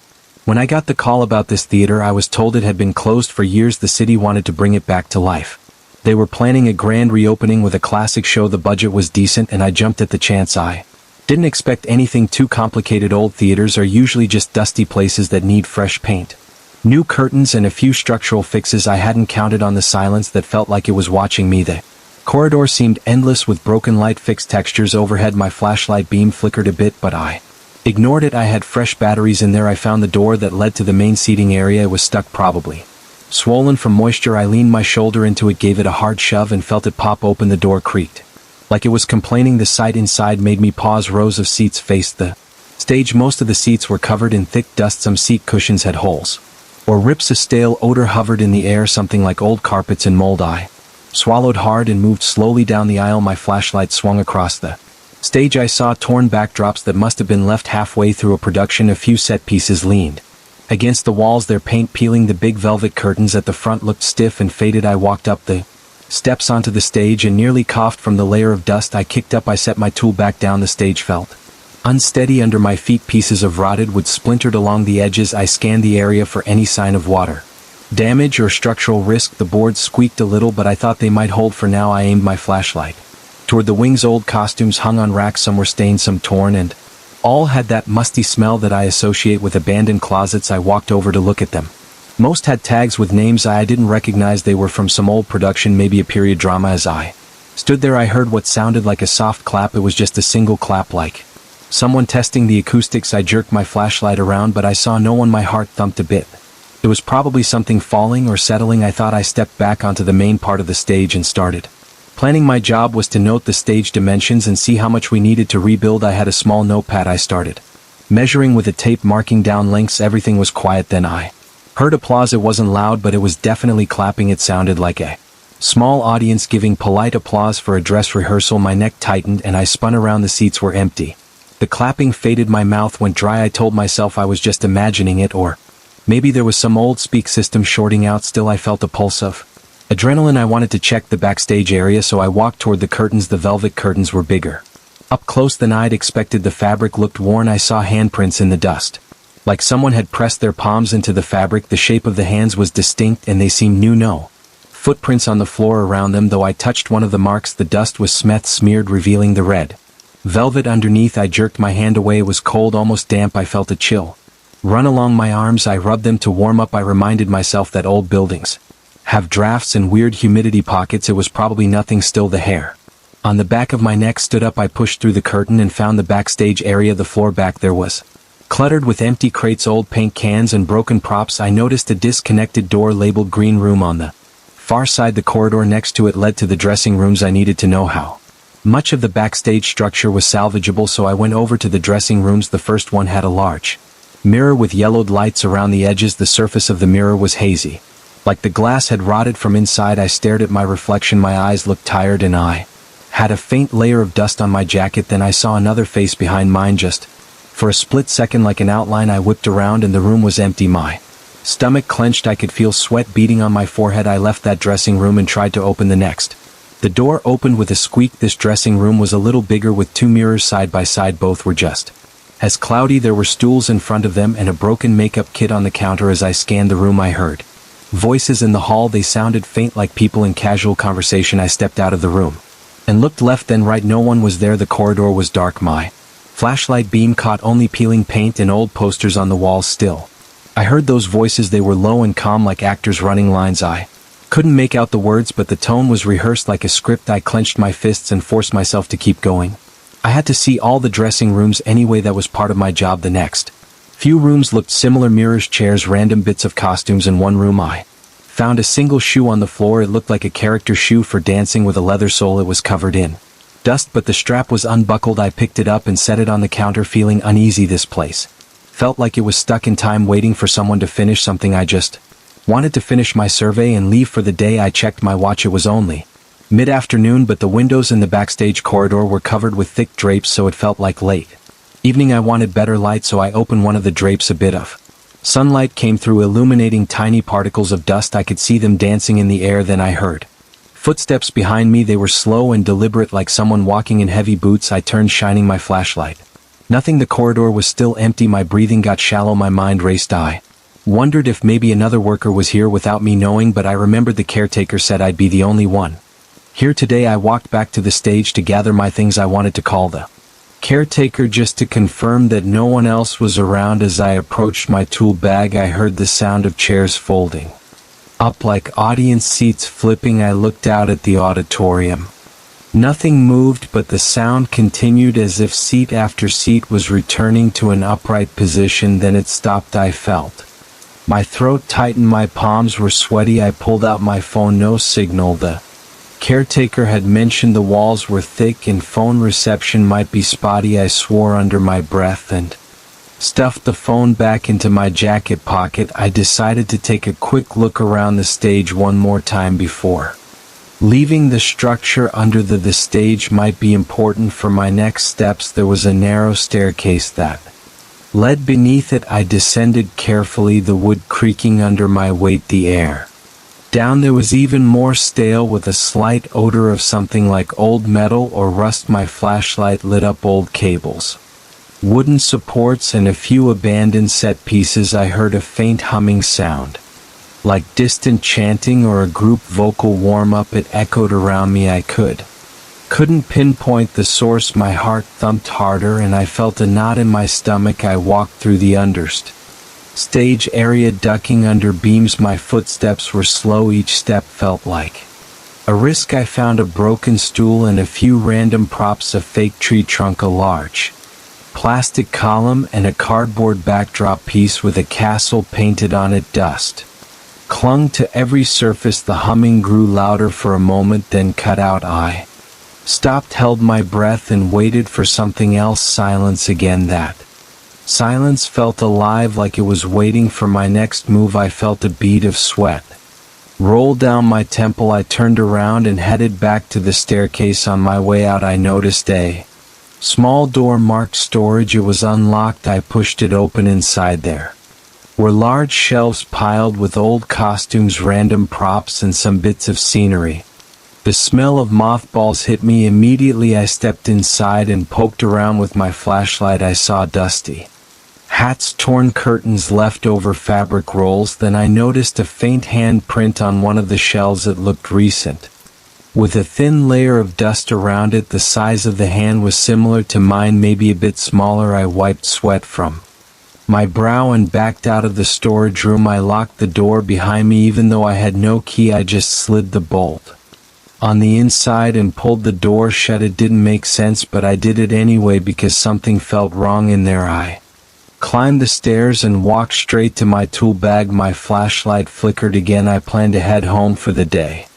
I needed to regroup, charge my phone, and maybe bring more light tomorrow. As I grabbed my bag, I heard a new sound behind me. It was the rustle of fabric. I turned and saw the velvet curtains sway like someone had brushed against them. My heart pounded. I shined the flashlight on the spot where they moved. I could see the dust swirling in the beam, but no figure, no shape. The curtain settled. I picked up my pace and made my way down the aisle. When I reached the exit, I heard a single applause again, one sharp clap. I didn't look back. I stepped into The corridor pulled the door shut and hurried toward the front entrance. The corridor felt narrower now, I could swear. The lights overhead flickered even though they were off. The caretaker had told me there was no power yet, so it had to be my imagination. My breathing was fast, my hands shook. I just needed to get out. I reached the main doors. They were heavy and required a hard push. They made a scraping noise as they swung open. Cool air hit my face and I let out a long breath. Outside it was late afternoon and the sunlight felt comforting. I stood on the worn steps and glanced back at the entrance. I half expected someone to follow me out. Nothing moved. I closed the doors behind me and walked to my truck. My legs felt shaky and my shirt was damp under my arms. I got in, locked the doors, and just sat there for a minute. The building loomed in front of me, old and silent from the outside. I started the engine, telling myself I'd come back tomorrow with better equipment and maybe a coworker. That night I barely slept. My mind kept replaying the applause, the strange footprints, the handprints on the curtains. I tried to rationalize it. Old buildings make noise. Dust in the air can create illusions in the flashlight beam. Maybe some squatter was inside messing around, but it didn't feel like that. The next day I arrived early, right after sunrise, hoping to catch some daylight in the main seating area. I brought extra flashlights and a port work lamp. The caretaker wasn't there, which was normal for that hour. I entered through the same door, noticing how the smell of dust greeted me again. Inside I set up the work lamp on the stage. The bright light cut across the old wood, creating sharp shadows. I walked around, checking for footprints. There were none. The silence was thick, just like before. I tested the seats, pulling a few down and letting them flip back. Caretaker, just to confirm that no one else was around. As I approached my tool bag, I heard the sound of chairs folding up like audience seats flipping. I looked out at the auditorium.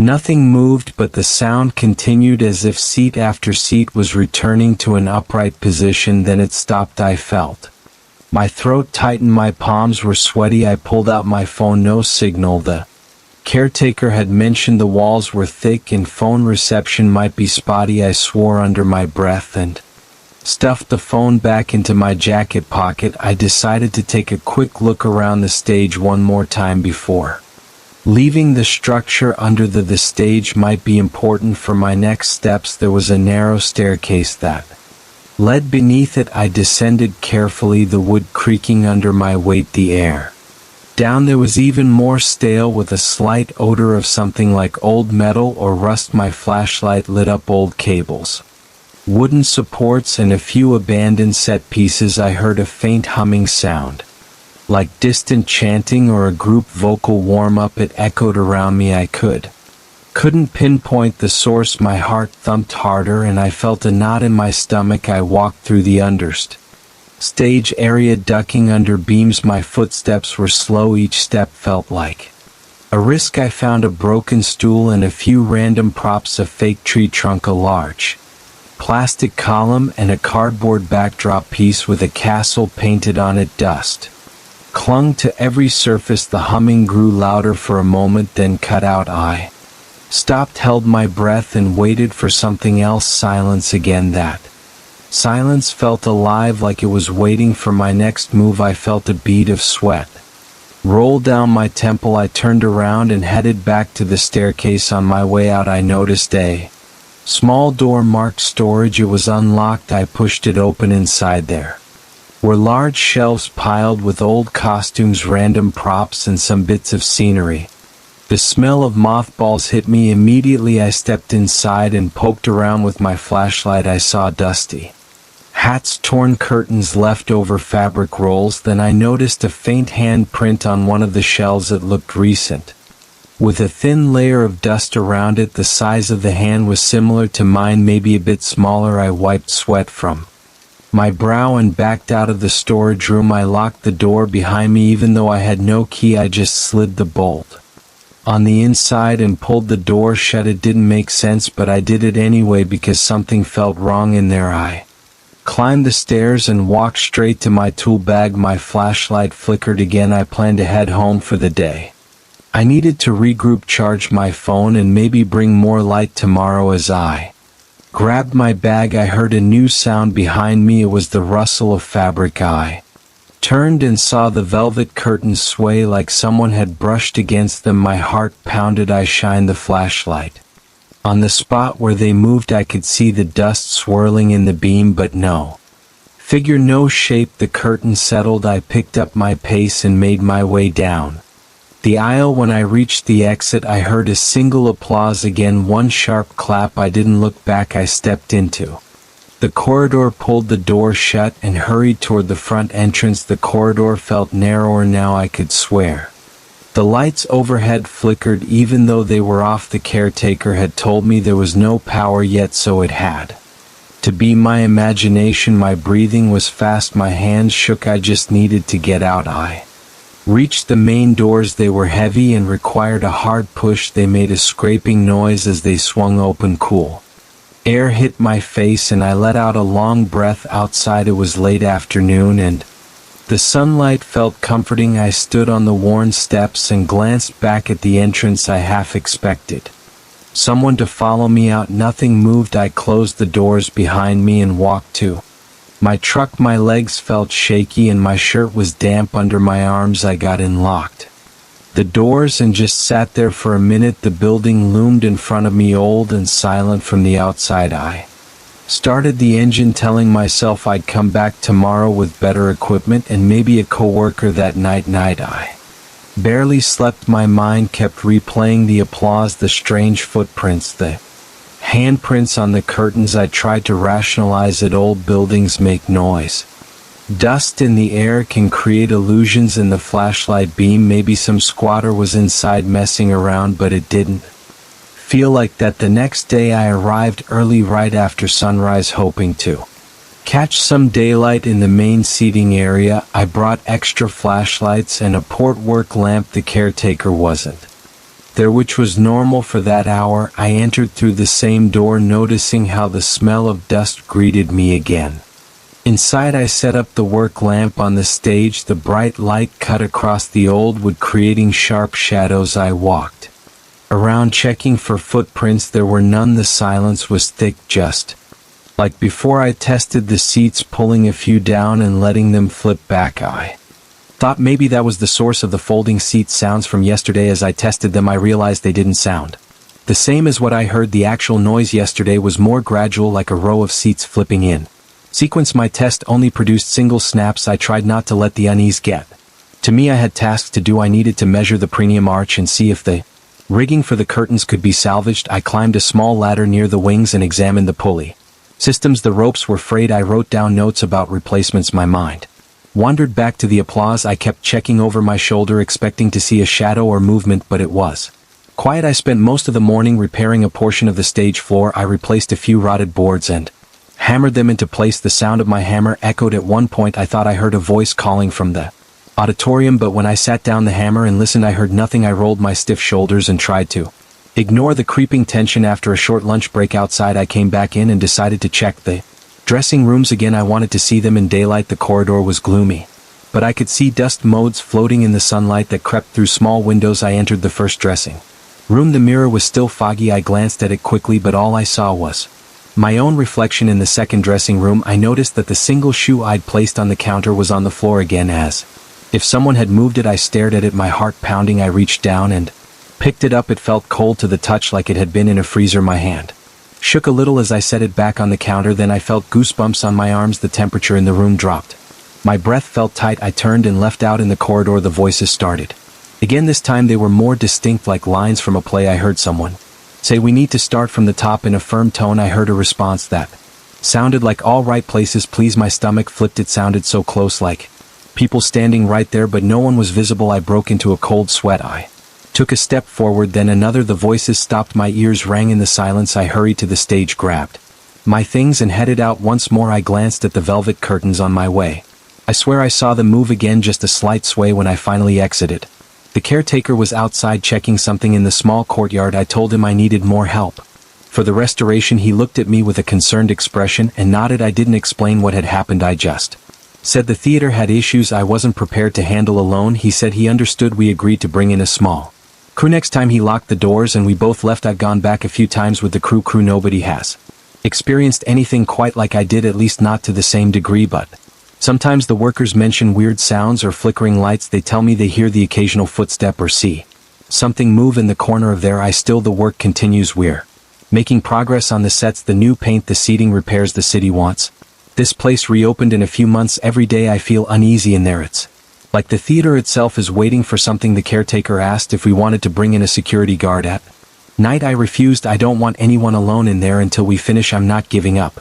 I was hired to finish this job and I will, but I can't ignore what I've seen and heard. The old costumes, the dusty curtains, the half-finished sets, everything feels like it's reaching out to me. I try to stay focused on practical tasks. I try to remind myself that walls creep and old floors settle, but I still hear applause sometimes and I still catch glimpses of shapes and mirrors that aren't mine. The caretaker says I look worn down. He's right. I barely sleep. I keep expecting the day when something undeniable happens in front of the whole crew. Until then I'll keep working. I'm moving forward with the design plans, ordering materials and coordinating with the city's representatives. The theater is coming back to life. Part of me senses it's not just about a new show for living patrons. Something else wants a final performance. I stand here every morning and feel it in the silence. I still get chills when I walk past those velvet curtains. Sometimes I see those fresh handprints and I place my own hands against them just to see if they match. They never do. They always vanish the next day and then reappear in a different spot. But I'm here to do my job. I'll do it until the place is ready for the lights to come up and the audience to file, and I just hope that whatever's been watching me is satisfied when the curtain finally opens. I woke up on my third day here with a bad feeling in my stomach. I glanced outside and saw those footprints. For the first time they were bigger than my own footprints, but not by much. The shape reminded me of someone walking barefoot on damp ground, except the heels dragged out a bit, leaving these flattened trails behind them. It looked clumsy at first. I thought maybe someone was messing around, or maybe it was some weird animal I hadn't seen before, but the prints had 5 distinct toes and a rough outline that seemed too close to a person's foot. That was enough to make my chest tighten. I stared at them for a while, trying to figure out how they got so close to my front door without waking me. Then I went back inside and locked every window. I picked this chalet for peace and quiet.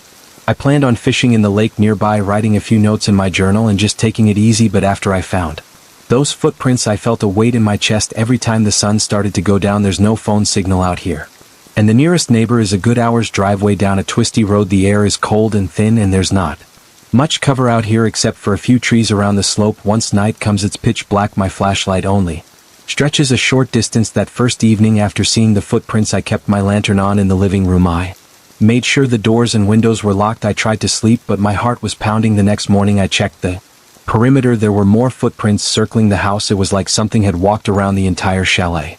Pausing near the windows I saw prints in the muddy patches by the back door. I spotted partial prints near a side window. There was a faint smell in the air, something stale and sour, but I couldn't tell if it was just old leaves. I stood there for a while, feeling a sense of dread crawl up my spine. My hands felt clammy. I went back inside and decided I would keep watch. That night I made coffee. After dinner I turned off the lights in the living room, cracked the windows slightly so I could hear outside, and sat down with a blanket over my legs. I had a small flashlight and my phone next to me. Even though the phone was useless out here around midnight, I started feeling a tingle in my limbs from the cold. The chalet heater works, but I didn't want to turn it on because of the noise. I wanted to hear everything outside. By 1 a.m. I had dozed off a couple of times, jerking awake whenever my head dropped. At around 3 a.m. the buzzing started. It wasn't loud, but it was steady. I couldn't tell where it was coming from. It was like a faint hum, almost like wires overhead, but not quite. It filled the air in a way that I felt inside my ears and down my neck. It made my skin prickle. I stayed still, listening. Then I saw them. There were shapes in the darkness. The moonlight was weak that night, so I only caught glimpses of movement. They were outside, spaced out around the perimeter of the chalet. I counted 3 at first, then maybe 4. They moved slowly, stepping with a slouch or shuffle. My heart pounded so hard I could feel it in my throat. I inched closer to the window, careful not to make a sound, and that's when one of them stepped into a patch of moonlight near the wood pile. It was tall. The legs were a bit uneven and the arms hung too low. The head was slightly tilted forward. I couldn't see the face, just a blurred shape where the features should have been. I felt a jolt in my gut. My breath caught in my chest. The buzzing grew louder and I realized it was coming from them, or at least it seemed like it was. It wasn't any language I recognized. It felt like it carried some sort of message. I couldn't interpret it, but it made my nerves light up like I was in danger. I clutched my flashlight, fighting the urge to flick it on, but I knew that might draw their attention. They circled the house for a while, stepping in that Dragged away, a couple of them paused at the windows. I heard gentle tapping on the glass at one point, and then I thought my heart might burst. I just stayed low and tried to make myself smaller. My legs started to cramp, and I realized I was gripping the windowsill so hard my knuckles hurt. There was a moment when I thought one of them saw me. Its head turned slowly toward the exact spot where I crouched. The buzzing seemed to swell for a second, like they were communicating about me. I held my breath, but it didn't break the glass, it moved. And after about half an hour of them drifting around, the buzzing started to fade. The figures disappeared into the darkness. I waited another hour before I dared to stand up. By the time dawn arrived, I felt exhausted. My eyes were gritty, my neck was stiff, and my stomach felt sour. Outside, the footprints were there again, many of them overlapping. They formed these messy trails in the mud. There were smears near the windows, like hands or arms dragging across the surface. I took a deep breath and tried to think logically. I needed a plan. I needed to secure the place. I grabbed every piece of furniture I could move and started placing them against doors and windows, especially the back door. It was heavy labor. I shoved a small dresser in front of the entrance, plus a chair jammed under the doorknob. I closed all the curtains, even though part of me wanted to see outside. The isolation felt worse this way, but I couldn't stand the idea of them looking in throughout the day. I forced myself to eat something. My appetite was gone, but I needed the energy. My hands trembled when I tried to hold a fork. I kept looking over my shoulder, half expecting something to burst. In the hours until nightfall felt long and short at the same time. I tried reading an old magazine I found in a drawer, but I couldn't concentrate on the words. My thoughts kept drifting to the images of those figures. I felt certain they were coming back. I wasn't sure what I would do if they actually tried to break in. I had a knife from the kitchen, but that didn't make me feel safe. My pulse kept racing every time I imagined the door handle turning from the outside. Night came. I turned off all the lights, blocked the windows as best I could, and sat in the corner of the living room. The heater was off, and the silence made every little noise stand out. My breathing seemed too loud. I tried to distract myself by counting my breaths. That only made me more aware of how tight my chest felt. By 2 a.m. I was sweating, even though the air was cold. Every minute dragged. I jumped at every creak of the old chalet, at every rustle of wind outside. Then the buzzing returned, low and steady at first. It just hummed around the cabin like a breeze, but I knew better. I crawled to the window and peeked through a gap in the curtain. They were there again. I could see a few shapes this time, maybe 4 or 5. My mouth went dry. The way they moved made my skin crawl, like their joints didn't bend the right way. One was closer to the front door, reaching out with a hand. The hand looked thin with knobby knuckles. It tapped lightly on the wood, then slid up to the door handle. I heard the handle rattle. I pressed my back against the wall, feeling my heart race. I gripped my flashlight, thinking about shining it, but I froze.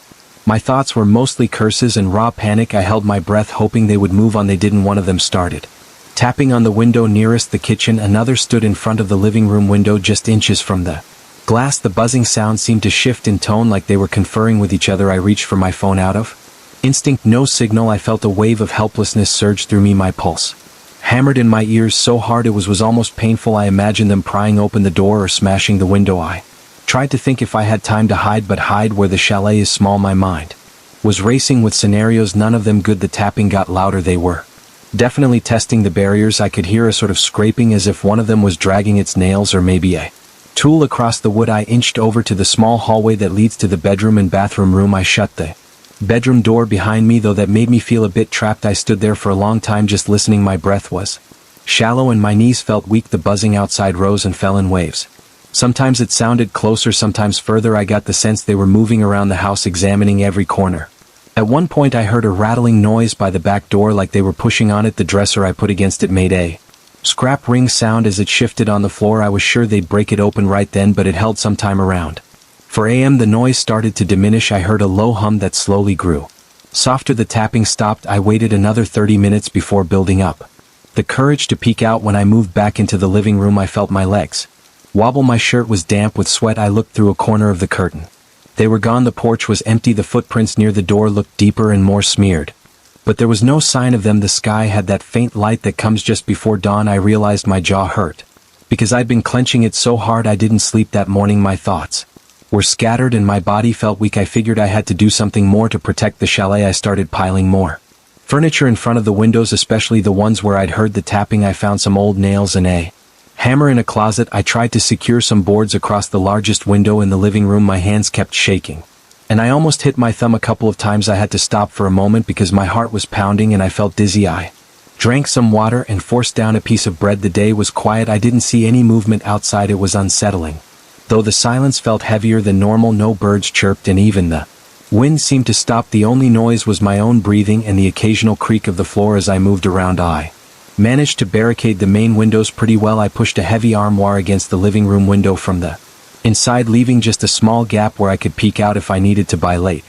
afternoon I was exhausted both physically and mentally. The sun started sinking behind the mountains and that familiar tightness in my chest came back. Night fell again and I waited in the living room behind the barricaded furniture. I kept the lights off. I sat on the floor with the knife in my hand and the flashlight nearby. My back rested against the couch. Every time I blinked I felt a jolt of worry that I might miss the first sign of movement. I couldn't relax my shoulders, act from holding myself tense. The darkness pressed in from outside. Around 2:30 a.m. the buzzing started again. My pulse skyrocketed. I swallowed hard and forced myself to stay calm, or at least not to panic completely. They approached from different angles. I could hear faint steps on the porch and I saw shadows move across the gap in the curtains. One of them moved close to the boarded window. I heard wood creaking under some pressure as if it was testing my makeshift barricade. A second figure paced near the back door. The handle jiggled. My throat fell tight and sweat dripped down my temples. I clutched the knife so hard my hand hurt. The buzzing rose and fell. I wondered if they were talking about me, about how to get inside, or if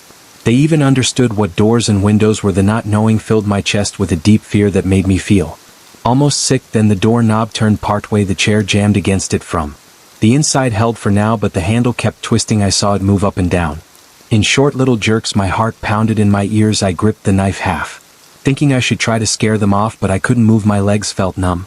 Then I heard a scrape at the window behind the armoire. The boards rattled. Something was pulling on them. I crawled closer to the corner, keeping my eyes on that gap. I saw a long thin shape slide between two boards like a hand or an arm. It reached in, but it couldn't find anything to grab. The buzzing got louder. I was sure that was the moment they would come in. My vision blurred for a second from panic. My chest was tight and I had trouble getting a full breath. Then the arm pulled back. The buzzing shifted tone again and I heard the footsteps retreat a little. Maybe they were regrouping or trying a different spot. I kept waiting for the next impact. I could barely swallow because my throat was dry. My stomach felt like it was tangled in knots. Instead the noise began to fade again. The buzzing lowered like a swarm, moving away. The steps seemed to shuffle back across the porch, then around the side of the chalet. My heart still hammered, but I felt a small flicker of relief. They weren't gone entirely. I could still sense them out there, but they were farther away. The hours crept toward dawn, and I stayed in the same spot, breathing carefully, trying not to make any sound. By the time the sun started to light the sky, I didn't hear them anymore. I peered through the gap in the barricade.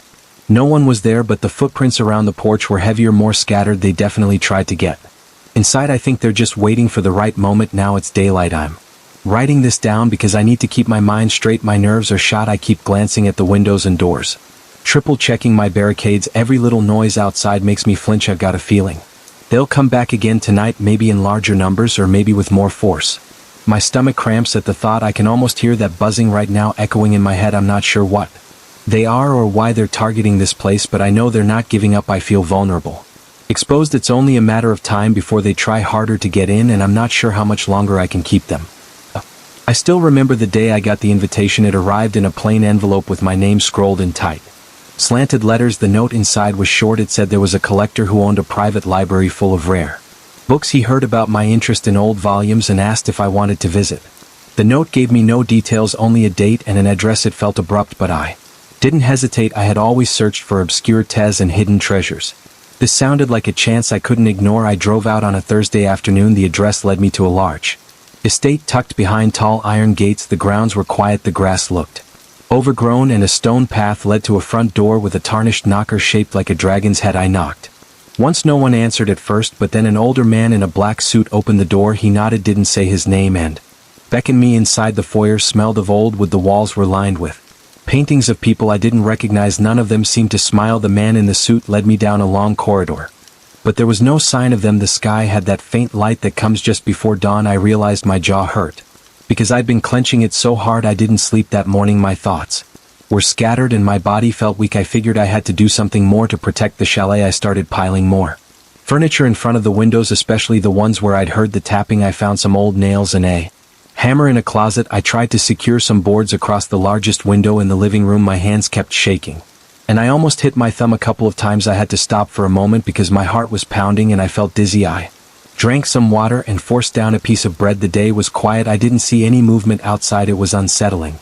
Though the silence felt heavier than normal, no birds chirped and even the Wind seemed to stop. The only noise was my own breathing and the occasional creak of the floor as I moved around. I managed to barricade the main windows pretty well. I pushed a heavy armoire against the living room window from the inside, leaving just a small gap where I could peek out if I needed to. By late afternoon I was exhausted both physically and mentally. The sun started sinking behind the mountains and that familiar tightness in my chest came back. Night fell again and I waited in the living room behind the barricaded furniture. I kept the lights off. I sat on the floor with the knife in my hand and the flashlight nearby. My back rested against the couch. Every time I blinked I felt a jolt of worry that I might miss the first sign of movement. I couldn't relax my shoulders, act from holding myself tense. The darkness pressed in from outside. Around 2:30 a.m. the buzzing started again. My pulse skyrocketed. I swallowed hard and forced myself to stay calm, or at least not to panic completely. They approached from different angles. I could hear faint steps on the porch and I saw shadows move across the gap in the curtains. One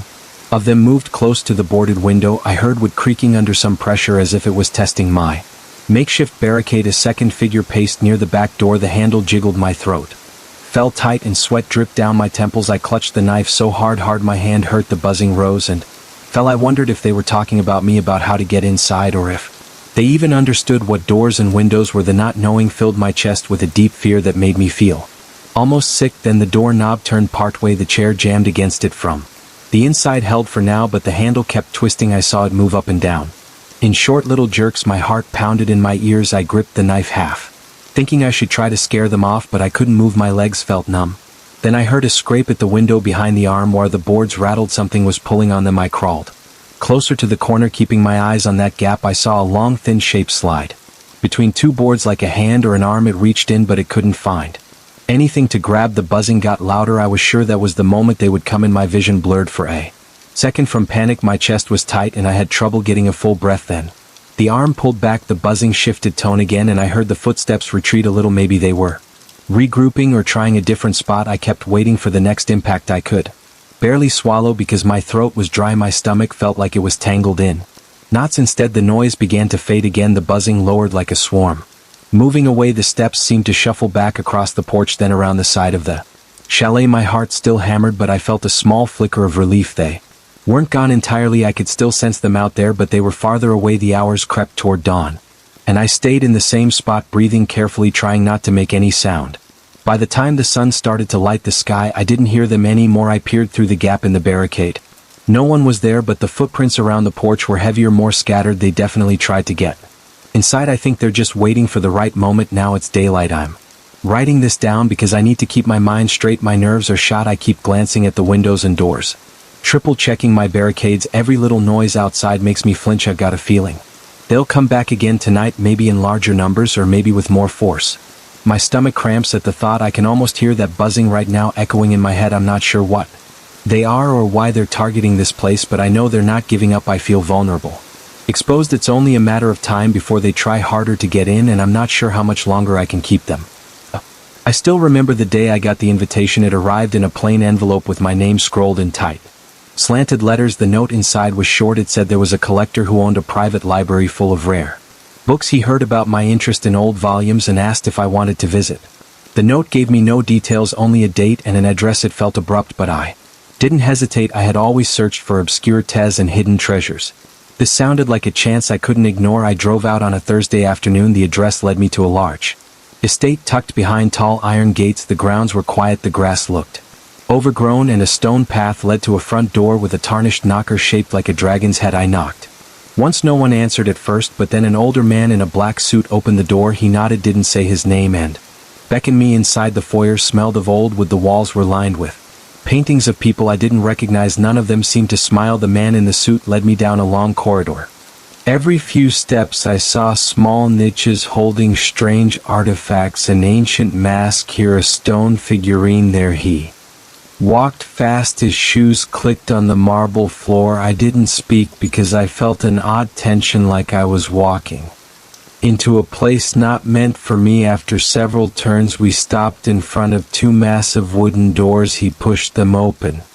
With a slow, deliberate motion, inside was a library unlike any I'd ever seen. The ceiling arched high above, shelves towered on every wall and formed neat rows in the center. The room smelled of Leather dust and something stale. A single chandelier cast a weak yellow glow, and there were only a few reading lamps scattered around. The library felt cramped and huge at the same time.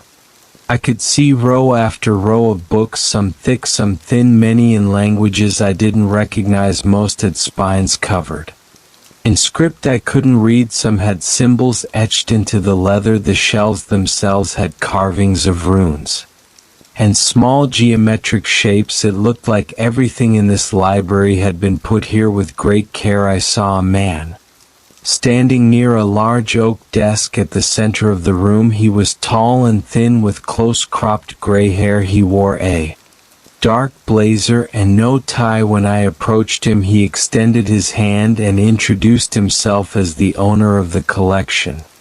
His voice was calm. He told me he'd heard I was interested in rare books and said he had some items I might find intriguing. I asked him where he found them. He just smiled. He pointed toward the rows, said I could browse, and warned me to handle everything gently. Then he excused himself, leaving me alone. I remember the silence in that moment. The library felt heavy, like the air had a weight that pressed against my skin. I began walking among the shelves. Each section seemed to house a different theme. One had old Latin texts I recognized by the shape of the letters. Another contained volumes bound in what looked like black fabric. Many of the titles had symbols instead of words, like circles, lines, or small stars. I heard a faint drip sound somewhere in the room, like water hitting stone, but I couldn't see any leak. Occasionally I heard what I thought was a low hum, but I couldn't be sure if it was just my ears adjusting to the silence. I came across one shelf filled with books that looked older than anything I'd seen before. Their covers had cracks and their pages were a yellowish brown. One had a spine decorated with a row of strange letters I'd never seen. I lifted it carefully. It felt cold. The texture was rough and the corners seemed brittle. I placed it on a small reading table nearby and opened it.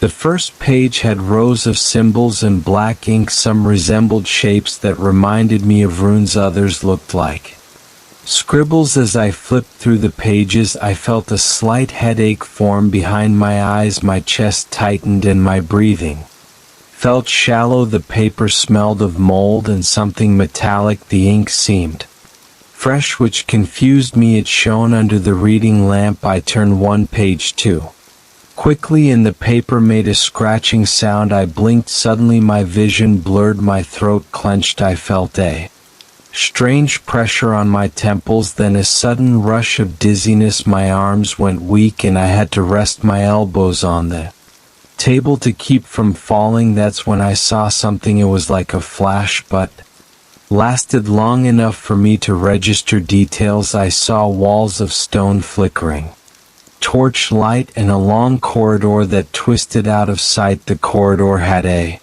floor made of rough stones. I heard shuffling sounds like creatures dragging themselves in the dark. Then I felt a rush of cold air and I was back in the library, hunched over the book. I nearly dropped it. My palms were sweaty. My heartbeat pounded in my ears. I looked around. The library was the same, quiet and still. No one was nearby. The hum was gone, or maybe I couldn't hear it anymore. I closed the book gently. My hands shook and I sat there for a moment, trying to calm down. I wasn't sure what just happened. It felt like a vivid hallucination. I hadn't had anything to drink or any medication that could cause that. Part of me wanted to put the book back and leave, but my curiosity was too strong. I placed the book on a different shelf, hoping I could remember where to find it later. Then I wandered back toward the exit. Before I could reach the doors, the collector returned. He looked at me with an unreadable expression.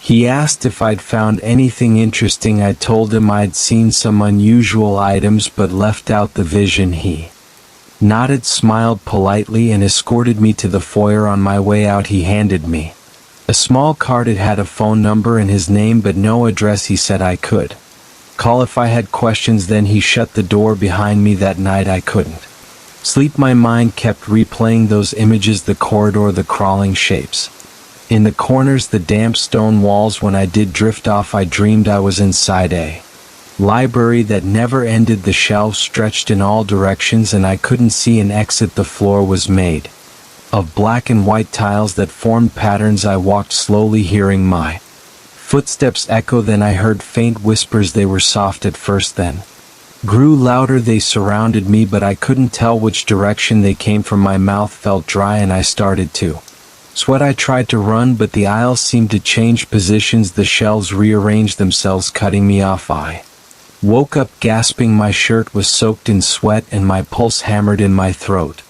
The next day I tried to focus on my usual routine. I had work to do, bills to pay, errands to run, but every time I paused, I remembered that library. I remembered the feeling of the pages under my fingers and that sudden, overwhelming vision. My arms tensed up at the memory. I tried to brush it off, telling myself it was just a momentary thing, maybe triggered by the musty smell or a slight panic attack, but deep down I felt uneasy. That night the dream came back. This time I saw the same endless rows of shelves. I heard the whispers again, but I also saw something move at the corner of my vision. I turned my head to look, but it disappeared. I kept hearing that shuffling sound, like something wet, doctor dragging across the floor. My legs felt heavy and my chest tightened. I could barely breathe. Then a voice hissed my name. I didn't recognize the tone. It sounded harsh, like metal scraping stone.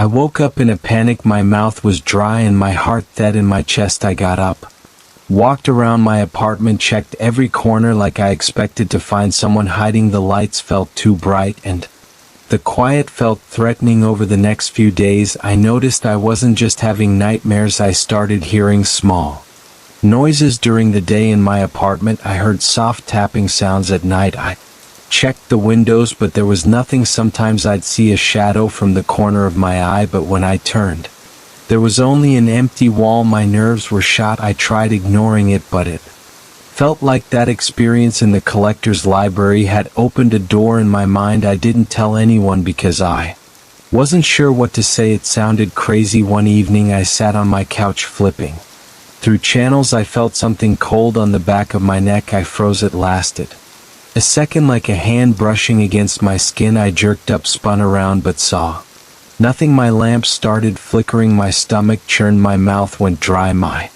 hands shook. I realized I was holding my breath. I forced myself to breathe in and out slowly. Then everything seemed normal again, except my heart wouldn't slow down. I slept with the lights on. That night I called the number on the card the collector gave me. It rang several times before a recorded message told me the mailbox was full. I tried again the next day, same message. I tried searching for his name online, but I didn't find anything that looked legit. It was like the man didn't exist outside that house.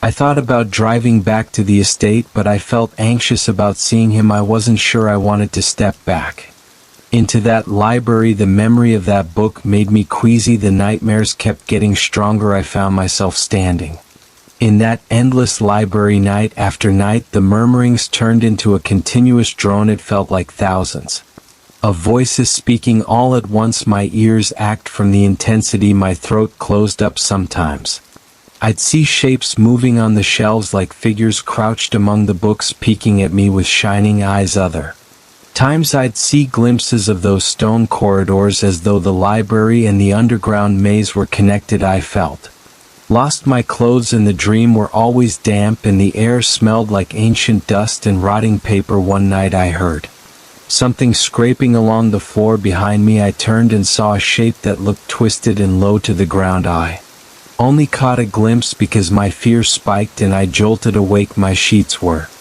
wet with sweat. My limbs felt stiff, like I'd been tensed up for hours. My heart pounded so hard that I thought it might give out. I sat up, turned on every light in my bedroom, and sat there until sunrise. I tried to calm myself by breathing slowly. I could still feel an awful tingling in my arms. During the day I started feeling a constant pressure in my head, like my brain was swollen. My eyes would tear up. For no reason I lost my appetite because I felt nauseated. At work I struggled to concentrate. I heard random noises and quiet moments like pages turning. I also felt like someone was behind me whenever I walked into a dark room. When I tried to sleep at night, I twitched myself awake at the slightest noise, and whenever I did drift off, I ended up back in that library running from those whispers. It never changed. I was always trapped there searching for an exit that didn't exist. One afternoon I tried to do some research on runes, thinking maybe I could find a clue about the symbols I'd seen. I went through old references online. Most of it was incomplete or contradictory. I discovered that runes had many variations and some were linked to obscure cults or hidden societies. This information only made me more nervous. I spent hours scrolling through websites, but none of it gave me a clear answer. My eyes burned from staring at the screen and my mind felt restless. That night I skipped dinner. I went to bed early, hoping to at least get some sleep before the nightmare came. The dream was intense. I was in the library, with my fingers brushing against the spines of ancient volumes. I heard dripping water somewhere in the distance. My pulse was loud in my ears. Then I saw a passage between two shelves that I was sure hadn't been there before. I stepped through and found myself in a narrow corridor with walls of piled books. Instead of stone, everything smelled like mildew. The corridor went on, twisting left and right, forcing me to turn blindly. My hands trembled as I touched the damp covers on either side. I kept going until I reached a circular area. The floor was covered in scattered pages, torn from books. I picked one up. It had the same runes I'd seen in that old volume. They looked like they were drawn with dark red ink. My stomach lurched at the sight of it. Then I felt a presence behind me and all the hair on my arms stood up. I heard breathing, but I didn't look back. I woke up in a panic before I could see what it was. When morning came, I found scratches on my arm. They were small and shallow, but definitely new. I had no pets. I had no memory of hurting myself. My bedroom was free of anything sharp except maybe the corners of my bedside table, but these scratches looked more like marks from small claws or nails. My nerves were shot. My eyes stung from lack of sleep. My shoulders felt tight and my legs felt weak. I needed some relief. I made a decision to go back to that house. I wanted answers. I called out sick from work, got in my car and drove to the estate. The gates were still open. I walked up to the front door and found it unlocked. The foyer was dark. The paintings on the walls looked even gloomier than before. I called out, but no one answered. I walked down the corridor, passing those artifacts in their niches, feeling a chill run through my body. My palms were clammy. The door to the library was closed. I pushed it open, but the lights were off. No one was inside. I stood there staring at the shelves. It felt the same, that heavy silence pressing on me. I looked for the book with the runes on the spine. I retraced, read my steps to the table where I first opened it. The table was there, but the book was gone. My throat felt tight. I checked the surrounding shelves, scanning the spines, looking for that unique set of symbols. I couldn't find it. I searched for at least an hour, walking up and down each aisle, ignoring the dust that made me sneeze. My heart thumped in my chest. The entire time I saw no sign of the collector or the old man in the suit. It was as if they'd vanished. Eventually I had to leave. The silence got to me. My breathing was too shallow and my hands were starting to shake again. I got back to my apartment, locked the door and stood there in my entrance, listening for any sound. I could hear my fridge humming and my radiator clicking. No whispers, no scratching. I felt a slight relief. That night I tried to stay awake as long as I could. I drank coffee and kept the TV on, flipping through channels just for noise. Around 3 in the morning I dozed off. The dream came fast. I saw the stone corridors again and the library fused together into one endless place. Everything of damp paper and stale air. I was running, but my body felt heavy, like I was trying to wade through thick mud. The whispers rose and fell, sounding angry. I heard my name in those sounds. Then in the dream I looked down at my hand. I saw a small red markings on my skin. They pulsed like a heartbeat. I tried to rub them off, but they stayed. That's when I realized something was behind me. I heard its breath on my neck. I tried to scream, but no sound came out. I bolted awake, drenched in sweat, my muscles sore from tensing. Now, even as I sit here recounting all of this, I have that same feeling that I'm not alone. My apartment is silent except for the ticking of the clock on the wall. My chest is tight and my fingertips are cold. Every so often I look around to check for a shadow or a flicker of movement. Sometimes I hear a soft shuffle, but it might be my neighbor. Or maybe the pipes. Either way, I can't shake the tension. I can't dismiss it as just nightmares. It feels real. I notice new scratches sometimes, or I find my Books at odd angles on the shelf. I keep thinking about that corridor of stone and those shapes crawling in the darkness. The memory of that one volume haunts me. My body reacts whenever I recall the feel of its pages. I keep my phone next to me, but the number on that card remains useless. I can't reach the collector, and I've never seen that old man again. I've tried searching for him one last time, but there's no record of him or his library. It feels like I'm stuck with this on my own. I'm convinced something followed me out of that place. I can't see it, but I can feel it. It's in the corner of my eye, into the quiet moments and the flickering lights. I'm writing this down because it helps me focus. I'm not looking for sympathy. I just need to keep track of what's happening. I'm prepared to face it, even though I don't know what it is. I'll keep checking every corner, every locked door, every shadow. The thought that a piece of that library came with me everywhere I go is enough to keep me on edge, but I don't see any other way. This is my life now until I find a solution. Maybe I can track down that book again. Maybe it's in some other part of that house. Maybe the collector has it, or maybe it moved on its own. I don't know anymore. All I do know is that I'm not sleeping well. Each time I close my eyes, I'm there again, lost in those aisles, hearing those whispers. I wake up feeling drained, like I've been walking for miles. The lines between dream and reality keep blurring. I'm ready for another night with too little sleep, another sudden jolt awake at 3 o'clock in the morning, and I'm ready for whatever I might see when I open my eyes, because it seems determined to stay with me if something came out of that dream. It's here now. I can't prove it, but I feel it in every breath, in the cold sting on the back of my neck, and in the quiet moments that last just a second too long. For 4.